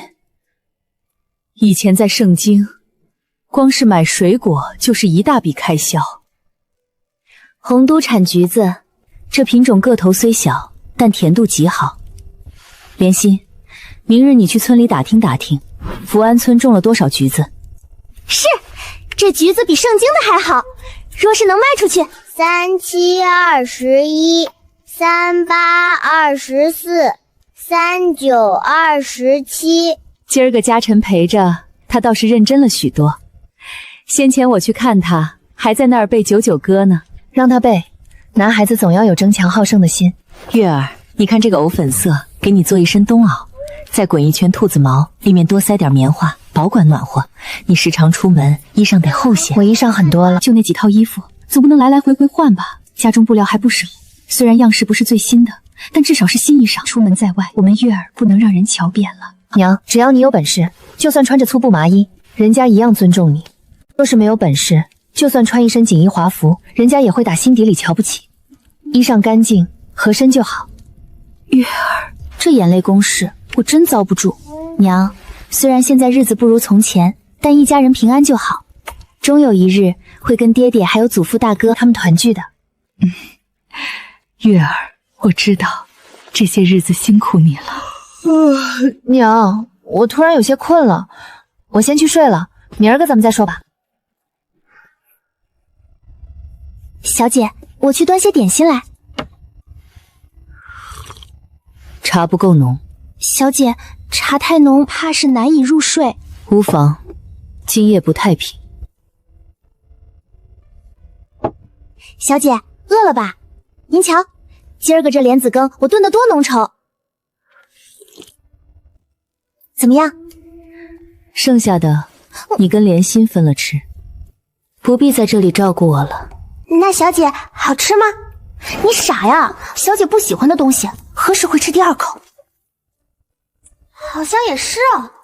小姐，宗祠那边乱了。萧宋去宗祠的时候，正好撞见甘丽的狗扯之事。是，听说衣衫不整被萧宋给瞧见了。那男人是下人李平。走，去看看。娼妇下贱，不知廉耻！我打死你！不，我要休了你！我要休了你！休啊！你有本事休啊！萧宋，你个没用的男人！当初要不是看中你姓萧，你以为我会嫁给你这个窝囊废？我被萧家那贱蹄子打成这样，你连个屁都不敢放！呸！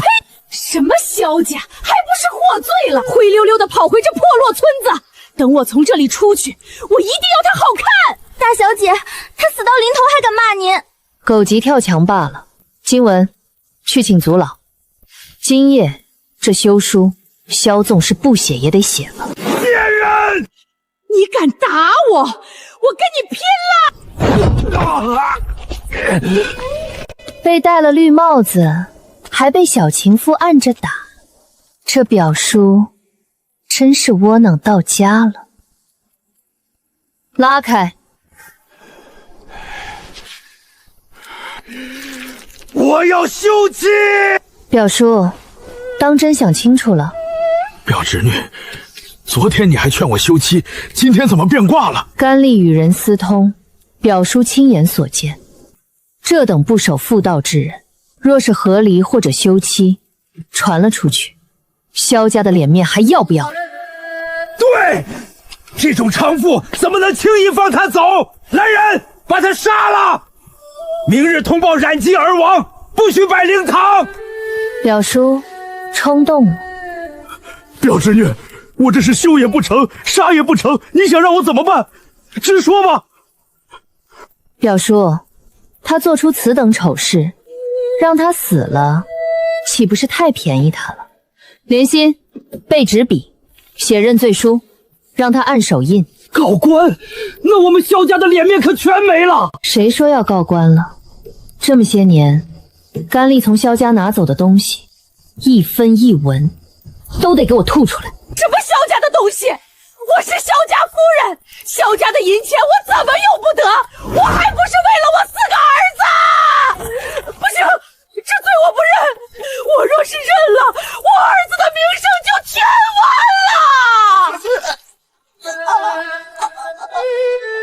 大小姐恕罪，老奴一时情急，力气用大了，往后小心些。是。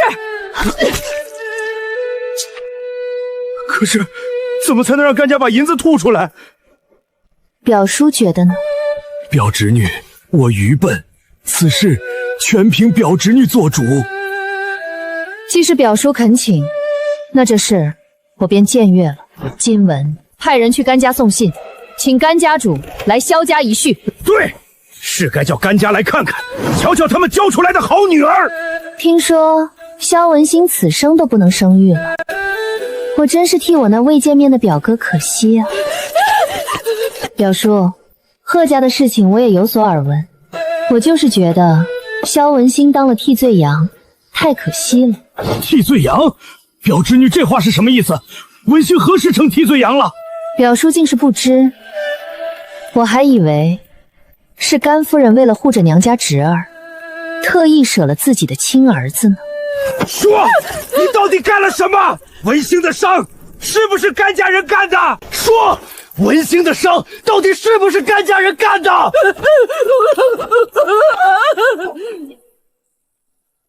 耿娘，不可能，手心手背都是肉，我怎么可能为了娘家侄儿舍了亲儿子？当日欺辱贺家姑娘的是甘家人，最后被贺家人报复的却是你的好儿子萧文馨。姓萧的，你骗人！你是不敢相信，还是不愿意相信？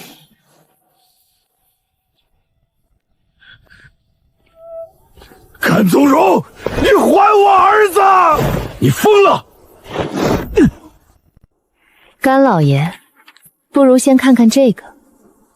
甘家女儿与家丁私通，这等丑事若是传出去，甘家姑娘们的婚事怕是都要受影响。萧宋是萧家人，萧家也不想丑事外传吧？萧姑娘未出阁，碰上这种事确实不好。甘丽我带回甘家，明天早上她就会染疾身亡，保准全了两家的面子。这件事稍后再聊，请您来是想问一件事。当年欺辱贺家姑娘的是你的儿子甘涛吧？是又如何？大哥，文兴是你的亲外甥，你为什么要瞒着我？文兴已经出事了，告诉你除了伤心有什么用？你现在把涛儿毁了，文兴就能好吗？你是涛儿的亲姑姑，往后我们都会照顾好文兴的。大小姐是对的，我一心帮着甘家，到头来依旧是随时可以舍弃的物件。大哥，你害了文兴，还想让我死，那就大家都别想过好日子。大小姐，甘家跟着别人贩卖私盐，他们还偷偷将盐卖给别人，左右逢源。贱人闭嘴！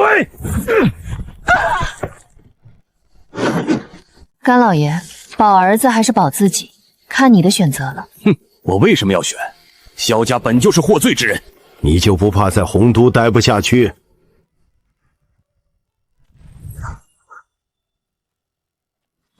那就不劳你操心了。我们萧家瘦死的骆驼比马大，洪都庄知府你知道吗？那可是我表哥的得意门生。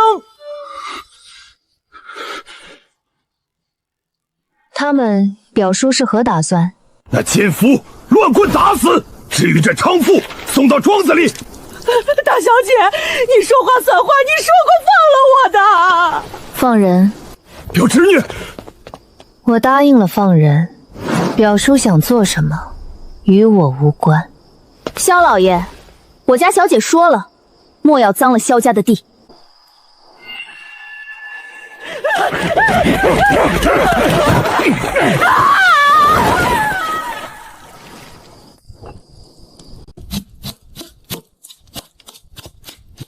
火候掌握的刚好，这酒鬼花生和麻辣猪耳，你做的已丝毫不差。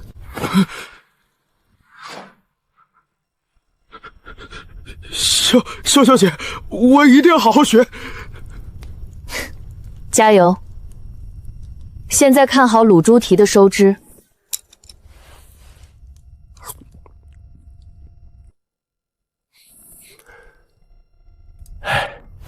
阿奎啊，好好跟着萧小姐学。大哥放心。小姐安好，小姐吃橘子吗？都买了。你尽管称，我家小姐全要了。16斤，6文钱一斤，一共96文。小姐，我们都是一个村的，算你95文，只少1文钱。小姐，主要是今年雨水好，橘子丰收，不然少收5文也是行的。橘子丰收还不好？橘子多了不值钱，就在银角窝那边，满山头都是橘子，好些都烂在了枝头上。小姐，这烂在枝头上的橘子还卖我们95文钱。烂在枝头上也是人家的。走，回去剥橘子。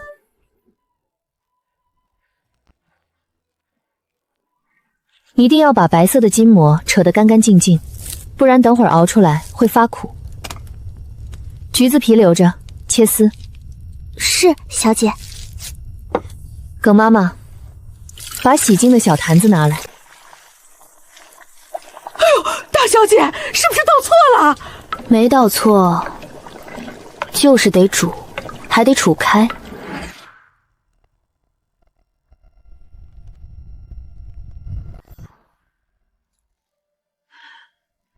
这是什么？祖母尝尝，这是孙女亲手做的。祖母猜猜看，这是橘子皮。祖母真厉害，这是凉拌橘子皮，清爽开胃。不错，清香爽口，一点也不涩。苑儿这厨艺当真化腐朽为神奇。明儿个，孙女再把剩下的橘子皮做成橘子软糖，给家园他们当零嘴儿。这橘子皮都能变废为宝，月儿的心思当真灵巧。祖母慢用，孙女去厨房看看曾奎的手艺练得如何了。萧小姐，您尝尝，味道是正的。火候和吊汤的功夫都掌握了。多亏萧小姐教的细，我大哥昨晚尝了半天没说出话来，今儿一早就派人去村里收白菜了。逢春楼敞开收，村里人可高兴了。石李种亲自盯着，家家户户轮流卖，谁也不偏袒。逢春楼的生意稳了，接下来该算算别的账。已经按您的吩咐，把东西送去甘宗荣的手里了。甘家大爷收到这份大禄，想必脸色会很好看。表侄女儿，庄子那边传来消息，甘丽昨夜暴病，已经没气儿了。那个之前说的，表叔可想过往后怎么办？甘家的儿子害得萧文兴成了废人，你不想报仇吗？想，我做梦都想，可我报不了仇啊！表侄女，要不你去找庄知府？表叔，人情可不是这么用的。萧文兴还在甘家吗？出了这种事儿，我肯定把他接出来了。文兴也想报仇，但我也不知道该怎么办。这不，来找表侄女你拿个主意。表叔，你和文兴想法子把甘家贩卖私盐的证据找到。这我们做不到。你找不到，就叫文兴表哥找。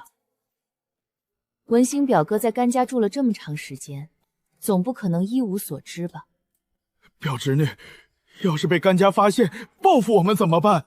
而且打听消息也要钱疏通，我手头紧。明着报复他们不敢，暗地里你们多加小心便是。至于钱，县里的铺子。表侄女，我这就去和文兴商量，肯定能找上证据。大小姐，贺家大娘带着儿子来了，说是来谢救命之恩。谢谢萧小姐的救命之恩，没有您，长青这会儿还在牢里受苦呢。感谢萧小姐救命之恩。此事因萧家旁支而起，我只是拨乱反正，算不上救命之恩。莲心，带贺大娘去洗把脸。贺长青，你知道欺负你妹妹的人是甘涛，是甘家人，只恨我当时没弄清楚，对着萧文兴去了。有没有兴趣报仇？我一定要为妹妹报仇。那你想怎么报？直接除掉甘桃？是。若是一了百了，何尝不是一种解脱？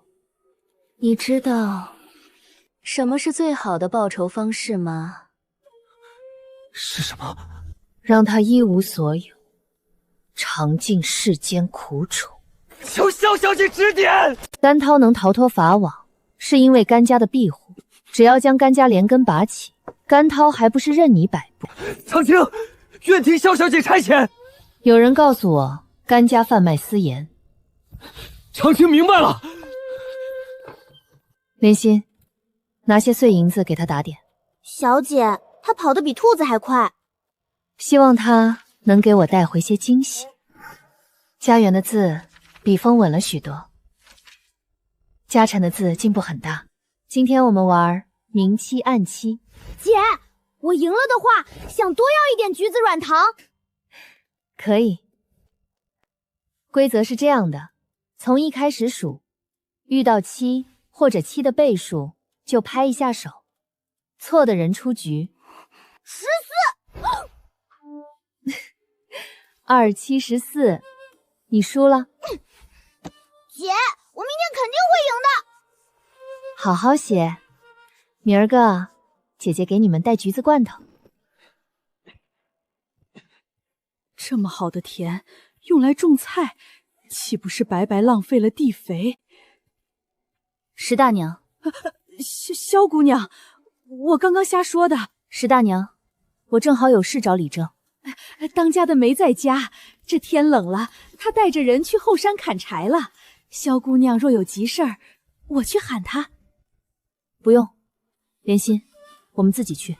小姐，这山路不好走，您的千金之躯不都是平路？走。萧姑娘，您怎么亲自上山了？出门在外，不拘泥于这些虚礼。石礼正，这山上的冬笋多吗？多啊！萧姑娘若是要，明儿个我让人挖了送去萧家。不用送萧家，酒楼会收。你们若是会挖，便可多挖一些。我听说村里如今橘子丰收，我想采买一批。村里大概能产多少斤？估摸着还有1-2万斤。我全买了。天爷呐，1-2万斤全买了！萧姑娘，一筐橘子30斤，这最少得装300-500筐。橘子不耐放，吃不完就全烂了。你们尽管挑着好的、甜的橘子摘。从明日起，我就要收橘子了。只是我全部都买的话，这价格就不能按6文钱1斤了，5文钱1斤。李正可以和乡亲们商量。萧姑娘，只要你真的全要，4文钱1斤都没问题。姑娘放心，肯定挑着最好的卖，差的卖给姑娘，我的良心也过意不去。好，萧姑娘，这山上风大，要不我带你去橘子林看看？就在前面，翻过这道坡就是。就是这路怕是不好走，姑娘的衣裳……无妨，带路。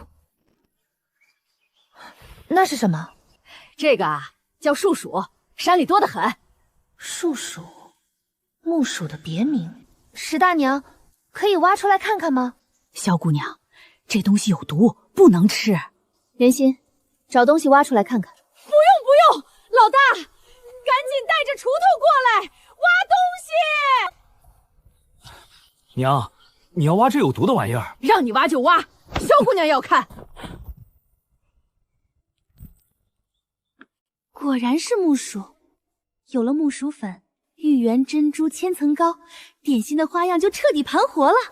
老天爷当真待我不薄。萧姑娘，你看我没骗你，这东西真有毒。石大娘，村里这种东西很多吧？我全要。啥？全要了？石大娘，先不去看橘子了，我想和李正商量些事。石李正，有一件事还想同你商量。萧姑娘，请讲。该不会是橘子不要了吧？萧家如今的身份多有不便，收橘子和树鼠的事，可否请石李正出面？我会拿出一笔银子出来，在山脚下的空地上盖个橘子作坊，到时还要请石李正帮忙打理。当然，我不会让您白干活的。让我出面收橘子、盖作坊，不仅能让乡亲们挣钱，还能提升我这个李正在村里的威望，这是天上掉馅饼的大好事。萧姑娘若真是如此，石某愿意替姑娘做事。石李正，天底下没有白干的活，你不拿银子，我往后有事也不好请李正大人做了。毕竟我希望我买橘子的事，村里其他人不会知晓。萧姑娘请放心，除了我们石家人，绝对不会有别人知晓。今儿个萧姑娘说的话办的事，谁要是敢在外面露出半个字，爹放心，打死我也不说，绝不说出去。特别是你娘家人也不许说，否则别怪我无情。石家不需要多嘴的人。老头子，你这话什么意思？我是那么不知轻重的人吗？此事重大，绝对不能有半点的意外。万一你没忍住，我才不会乱说呢。爹娘，你们先别吵。若是这橘子作坊真的做出来了，往后我们石家在村里声望就更高了。孙家想当李正，那就是不可能的事了。真的？老头子，你放心，这事儿我绝对烂在肚子里。萧姑娘，这是你要的木薯。莲心，按2文钱1斤算，付钱。这玩意儿都没人要，不要钱。萧姑娘，你买了那么多橘子，这点子没用的树薯是我们送你的。一码归一码，收下。谢谢萧姑娘，谢谢萧姑娘。大小姐，这玩意儿有毒啊！耿妈妈，红薯粉，你知道怎么做吗？这个我当然会做。那就按照做红薯粉的步骤，把这个树薯也做成树薯粉。我相信你肯定能做好，对吧？能，大小姐放心。听说了吗？冯春楼上了几道新菜，其中的开水烫白菜1份就要300文，冯春楼怎么不去抢呢？就那白菜，送我都不想吃。看来冯春楼的生意要起来了。开水白菜，谁吃谁迷糊。前儿个你还说卤猪蹄，谁吃谁迷糊。那是因为这几道菜都香迷糊了。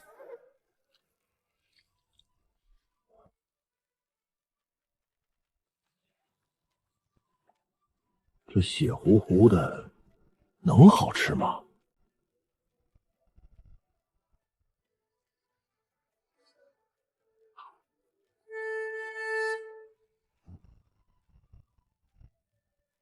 这是什么菜？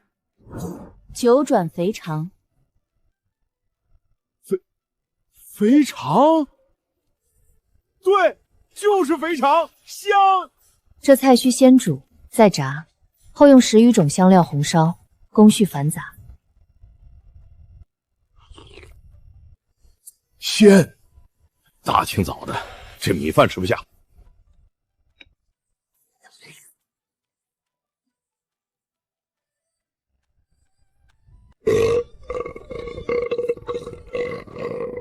小姐，曾掌柜嘴上说着大清早吃不下米饭，最后连干4碗的也是他。小姐何时这么会做菜了？拿鸭血去炒鸭子，奴婢闻所未闻。以前在厨房鼓捣过，有些天分罢了。小姐，县里的点心铺子咱们都逛遍了，您只买不卖，咱们这橘子罐头到底卖给谁？你们觉得呢？自然是兰春糕点房，他家的栗子糕细腻，生意也是县里最好的。糕点房生意虽好，但伙计高高在上，我倒觉得那家新开的糖果坊不错，掌柜面善。糖果坊刚开张，卖的都是些寻常糕点，没特点。走，去糖果坊。姐姐看着面生，不是洪都人吧？我是这糖果坊的东家，唐田。刚回洪都，免贵姓萧。联系。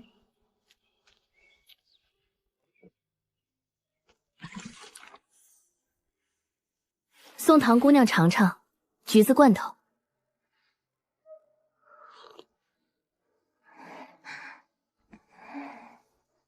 萧姐姐，这橘子罐头我买了。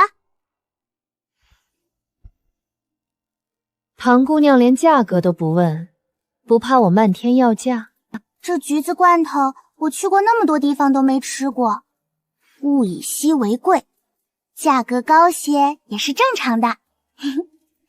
橘子须一个个剥开，扯进白丝。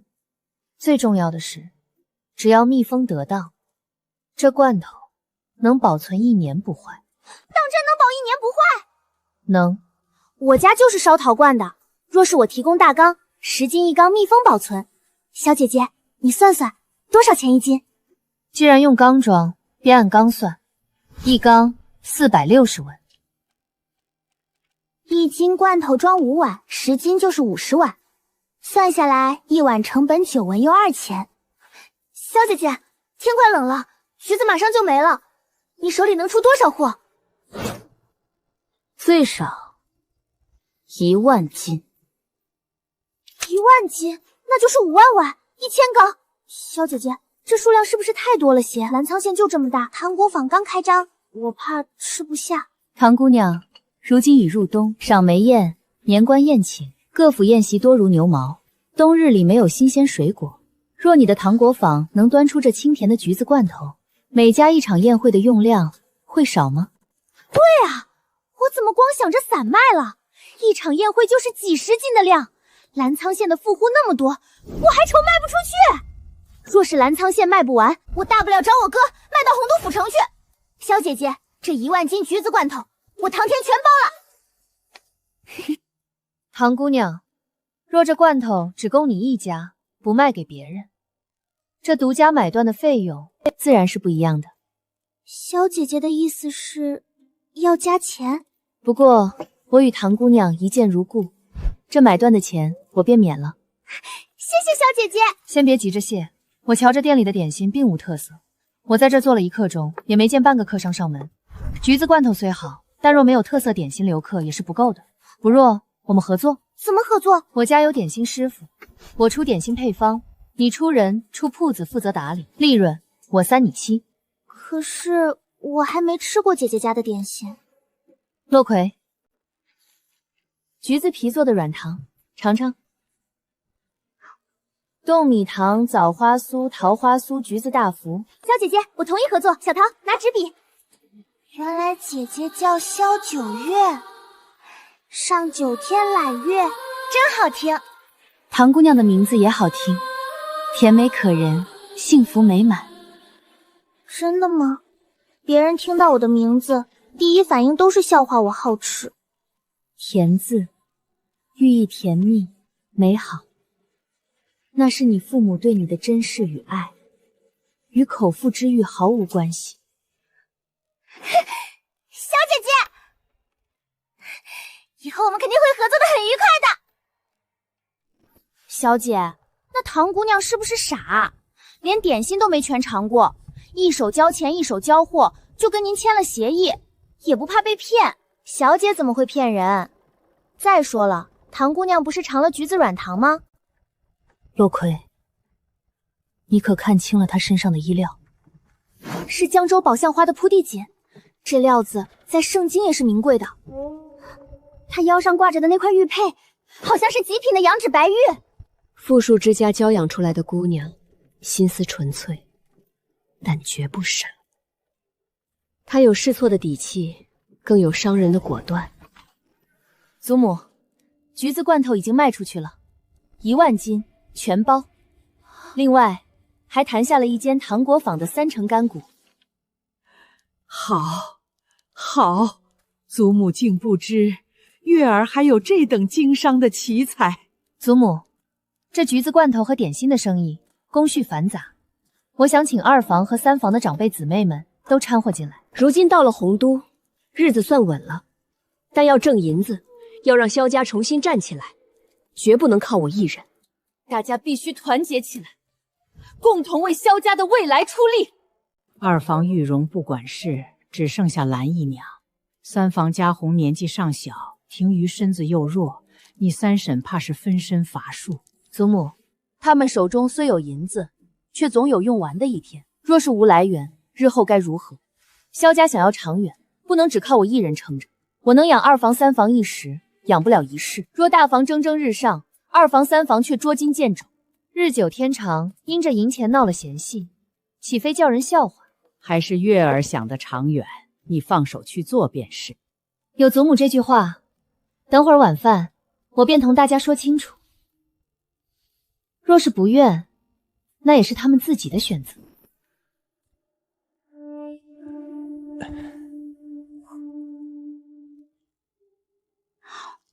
大小姐，这道菜表皮酥脆，带着甜口，有点宜州的口味，九转肥肠。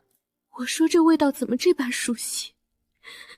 以前在宜州，我爹最爱吃肥肠。今日请大家聚在一起，是想说说橘子罐头的事。我已经打算收购村里2万斤的橘子，销路也已找好，糖果铺全包。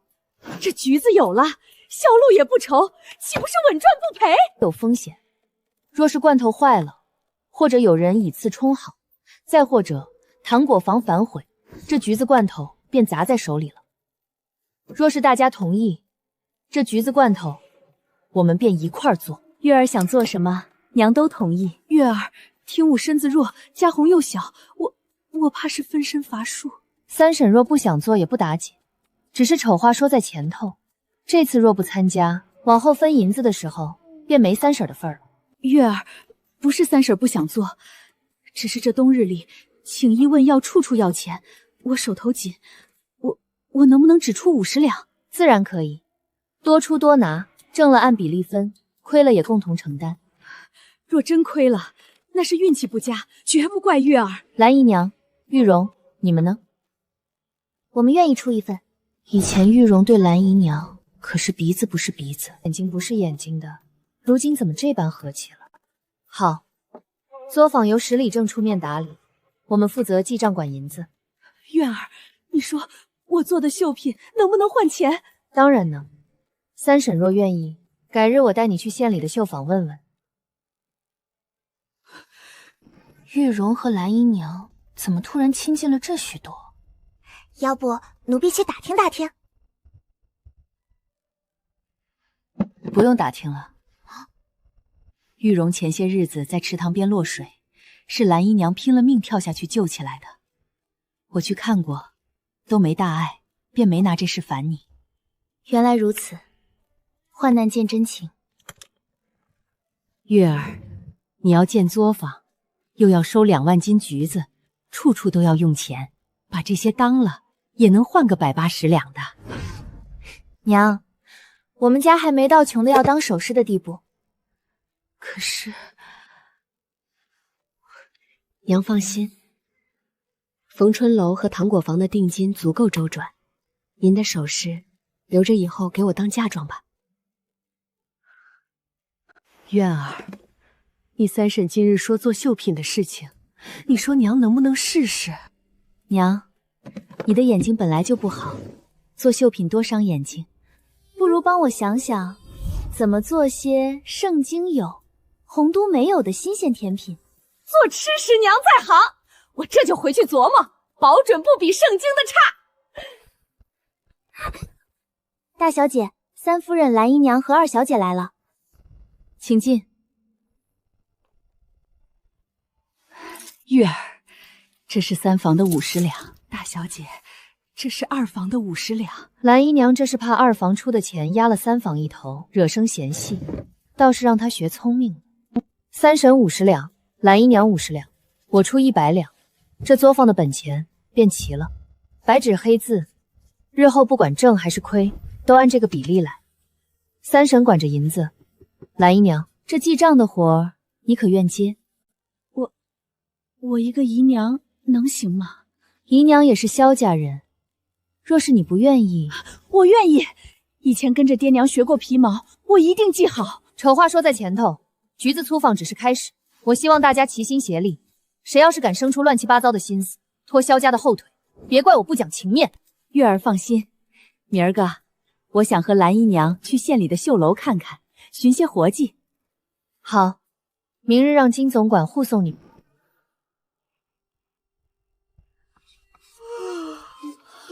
小姐，都子时了，您还不歇息吗？既然拿了糖果坊30%的利润，总得替人家把人气聚起来。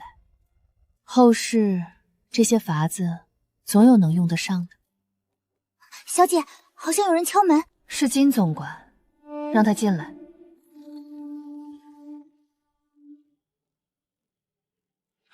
大小姐，出事了。说。甘丽死了，对外报的是暴毙，连灵堂都没设。意料之中，甘宗荣不会留一个知道太多秘密的弃子。萧宋呢？萧文平嚷着要申冤，被萧宋打了一顿，跑去府城找他大哥了。萧文兴带着人离开了甘府，正四处找甘家的把柄。这玉佩是甘涛的，萧文兴使计把甘涛约了出来。贺长青动手了，甘涛容貌尽毁，人彻底废了。甘家没抓着人，大小姐放心，老奴带人去扫的尾，干干净净。贺长青有勇有谋，是个胆大的。做得好，这钱拿去打点。甘家贩卖私盐的事，让于哥去查，他是生面孔。甘家这棵毒树，必须连根拔起。是，明日老奴便安排妥当。明日你亲自带人护送三婶和蓝姨娘去县里的绣楼，绝不能出乱子。萧姑娘，这田里的肥可是有限的呀！现在种了萝卜，把地里都抽干了，等到明年春天种稻子，那收成怕是要减半的。石大娘，这地若是空放一冬，泥土便会板结。萝卜的根扎得深，种一季萝卜，能把底下的硬土顶松。等收了萝卜，剩下的烂叶子翻进地里，便是最好的底肥。来年种稻子，不仅不会减产，还能少生虫害。这真能对土好？骗你做甚？十里镇那边作坊建的如何了？哎呦，当家的正带着人砍树搭棚子呢，5文钱1斤收橘子，村里的婆娘们全疯了，都在银角窝那边抢着摘橘子呢。小姑娘，我不跟你说了，我得赶紧去摘橘子，去晚了连个皮都剩不上。月儿，你猜怎么着？那绣楼的掌柜看了我之前绣的一只鸳鸯，眼睛都直了。三太太手巧，那掌柜当场就定下了一幅百寿图，说是明年2月交，绣完能得30两银子。蓝姨娘也厉害，凭着一张巧嘴接了一副屏风的活，有15两呢。我也领了手帕的活。不错，你们好好绣，往后不止绣百寿图，说不准你们的绣品可以名动天下。萧姑娘，长青的事我都听说了，萧姑娘的大恩大德，贺家结草衔环，做牛做马也要报答。这是我去后山刚采的香菇，不值钱，全当给姑娘添个菜，求姑娘千万别嫌弃。贺大娘，香菇我收了，贺长青的命我也收了，告诉他尾巴扫干净，剩下的按我说的做。是，贺家全凭姑娘差遣。贺大娘，正好有件事，问你愿不愿意？萧姑娘救了长青，别说一件事，就是上刀山下火海，哪怕要我这条老命，我也愿意，我也愿意。萧家新建了个作坊，缺个手脚干净的管事，一天100文。100文？萧姑娘，这哪是做工的价钱？您是不是要我去杀人放火？贺大娘，我家小姐是正经人家。作坊里是做吃食的，给你高工钱，是因为你要管着作坊的干净与规矩。若是愿意，白日里你可以把贺莲送到萧家。萧姑娘，你这是活菩萨下凡啊！我愿意，我愿意，我1000个10000个愿意。甘丽那毒妇虽然没了，但由她造的孽，若是被有心人利用，贺家那条人命终究是个隐患。难为你想得这么周全，把贺家人拢在眼皮子底下。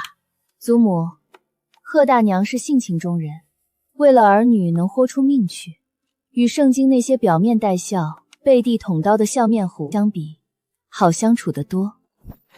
宋家那狼心狗肺的东西，当年若不是你祖父永昌侯府早绝户了，如今萧家刚出事，他们就急吼吼的来退婚。月儿放心，来日祖母定拼了这张老脸，为你寻一门顶好的亲事。祖母做主便是，退婚了才好。嫁给一个不喜欢的人困在后宅，哪有每天听着银子进账的声音响？搞钱才是正经事。回来啦，饿了吧？吃个烤红薯暖暖。长青，今天萧姑娘请我去作坊做事，一天100文，还说愿意接莲儿去萧家休养。你说萧家这是什么意思？娘去作坊做事挺好，小妹去萧家，那是萧姑娘在保护小妹，也是在告诉我们，贺家的命，萧家保了。长青啊，要不娘托人给你说一门亲事。哎呦，你慢点吃，又没人跟你抢。娘，你可别胡来，我很清楚自己的身份。我现在是个刚从牢里出来的罪人，连个像样的家底都没有。现在成亲，岂不是害了人家姑娘？耿妈妈，有紫色的红薯吗？红薯不就是白色和红色的吗？哪儿来的紫色？老奴活了大半辈子，闻所未闻。忘了这个时代可能还没有紫薯，3色芋圆做不成了，算了，没有便做双色的，去煮一锅红豆。金总管，前几日采买的牛可有奶？有，带着小牛犊呢。大小姐，这牛出奶腥气太重了，怕是喝不得，会坏肚子的。把牛奶煮开便不腥了。哎呦，还真是香，味道正好。莲心，把东西装吃10盒，出门。爹爹，我还想要吃。托了萧姑娘的福，那8道菜反响极佳，如今这最后2道甜品更是绝妙。前菜、主菜自然要配上餐后甜品，才算圆满。妞妞，尝尝这个。酸酸甜甜的，谢谢姐姐。萧姑娘，这是剩下的600两银子，曾某兑现承诺了。萧姑娘的品性，曾某信得过。往后若是再有这般好菜，曾掌柜不如好好想一想我之前提的30%利润的合作。这事体大，曾某还需斟酌一二。那曾掌柜慢慢想。莲心，我们走。小姐，你看，那边新开了一家琴行，叫知音馆，外面舞龙舞狮的，好不热闹。改日再去。小姐以前在圣经，每日都要弹上一曲的，如今好久都没听小姐弹琴了。原主的簪花小卡，我还能靠着肌肉记忆模仿个7、8成，但这琴技没有10几年的苦练，我连个调都弹不准。去了岂不是自曝底牌？如今诸事繁杂，没那个心境。去唐国坊。不是说只有唐姑娘一个人，怎么还有她哥哥？少爷，小的也不知道啊，每回都是唐姑娘一人来，谁知今日唐二少爷非要跟着。要不咱们再等等，说不准他马上就走了。最好是这样。二姐还说让我去娶什么受惊来的萧家女，真要好看，还能千里迢迢从圣经灰溜溜的回洪都。还是唐姑娘这模样招人疼。甜甜，你就是被别人骗了，人家3言2语你就把铺子3成的利润给出去了，还订了2万斤橘子罐头，你是不是傻？二哥，你就比我早出生1刻钟，凭什么管我？小姐姐不会骗我的，昨天的橘子罐头你不是也吃得底朝天吗？好吃是好吃，但也不值3成利润啊，你肯定是被骗了。小姐姐，你可算来了！姐姐今天是不是带好吃的点心来了？昨天的罐头连糖水都被我喝得一干二净。带了10样点心，等会儿你慢慢尝。小姐姐，这是我二哥唐景，我二哥特别喜欢吃橘子罐头，特意过来看看是哪位神仙姐姐做的。你就是那个要拿走我妹妹铺子3成利润的萧姑娘。甜甜，你赶紧跟萧姑娘去看点心，我也好带些回家给母亲尝尝。明明就是你自己想吃。小姐姐，快进来。唐景，你怎么能这么粗鲁地拽唐姑娘？少爷，不能去！放开！本少爷要去教训她。少爷，二姑奶奶刚暴毙，夫人这气头上千叮咛万嘱咐，不许您惹事儿。您要是现在出去闹，夫人非打断您的腿不可。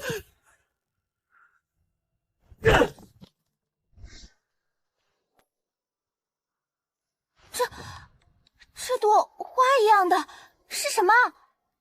枣花酥，外层是小麦粉加猪油做的酥皮，中间是红枣泥。我吃过的枣泥酥都是圆滚滚，像包子一样，哪有这么好看的？特意做的造型，尝尝。这个呢？橘子冻，好吃，我都从来没吃过。唐二少爷，我这骗子做的点心能卖得出去吗？肯定能，这么好吃又好看的点心，大家肯定抢着买。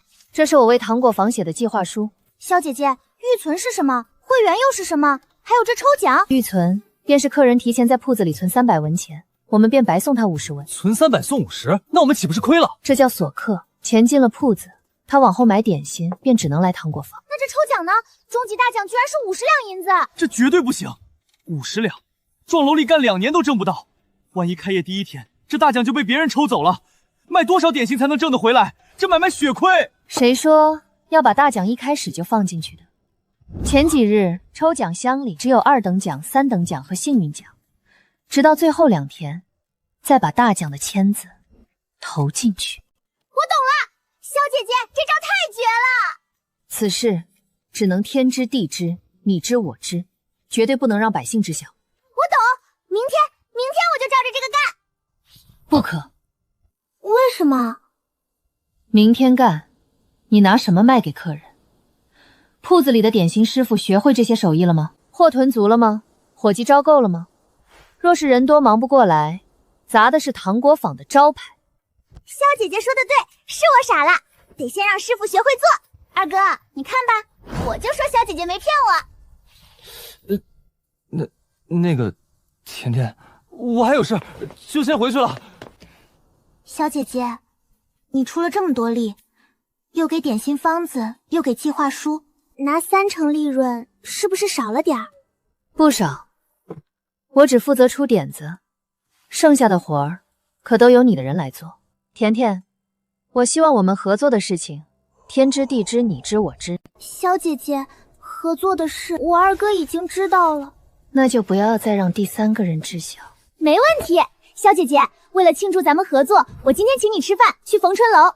逢春楼最近出的新菜，那道开水白菜，汤鲜的让人忘不了，还有爆炒血鸭、九转肥肠，味道绝了。唐姑娘若是知道那些菜都是我家小姐做的，下巴怕是要掉下来。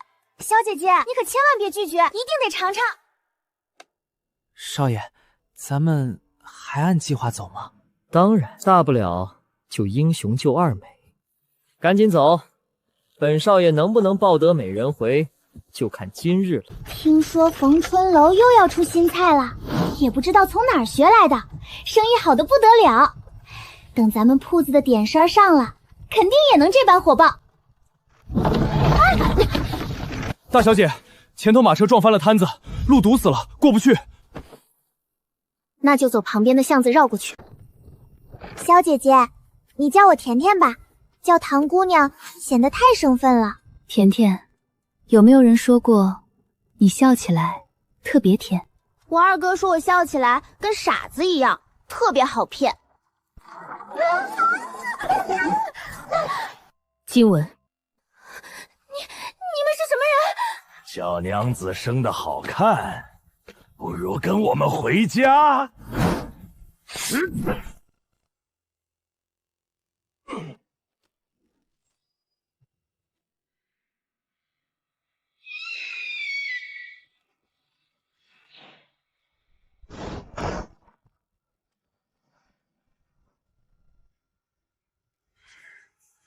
废物！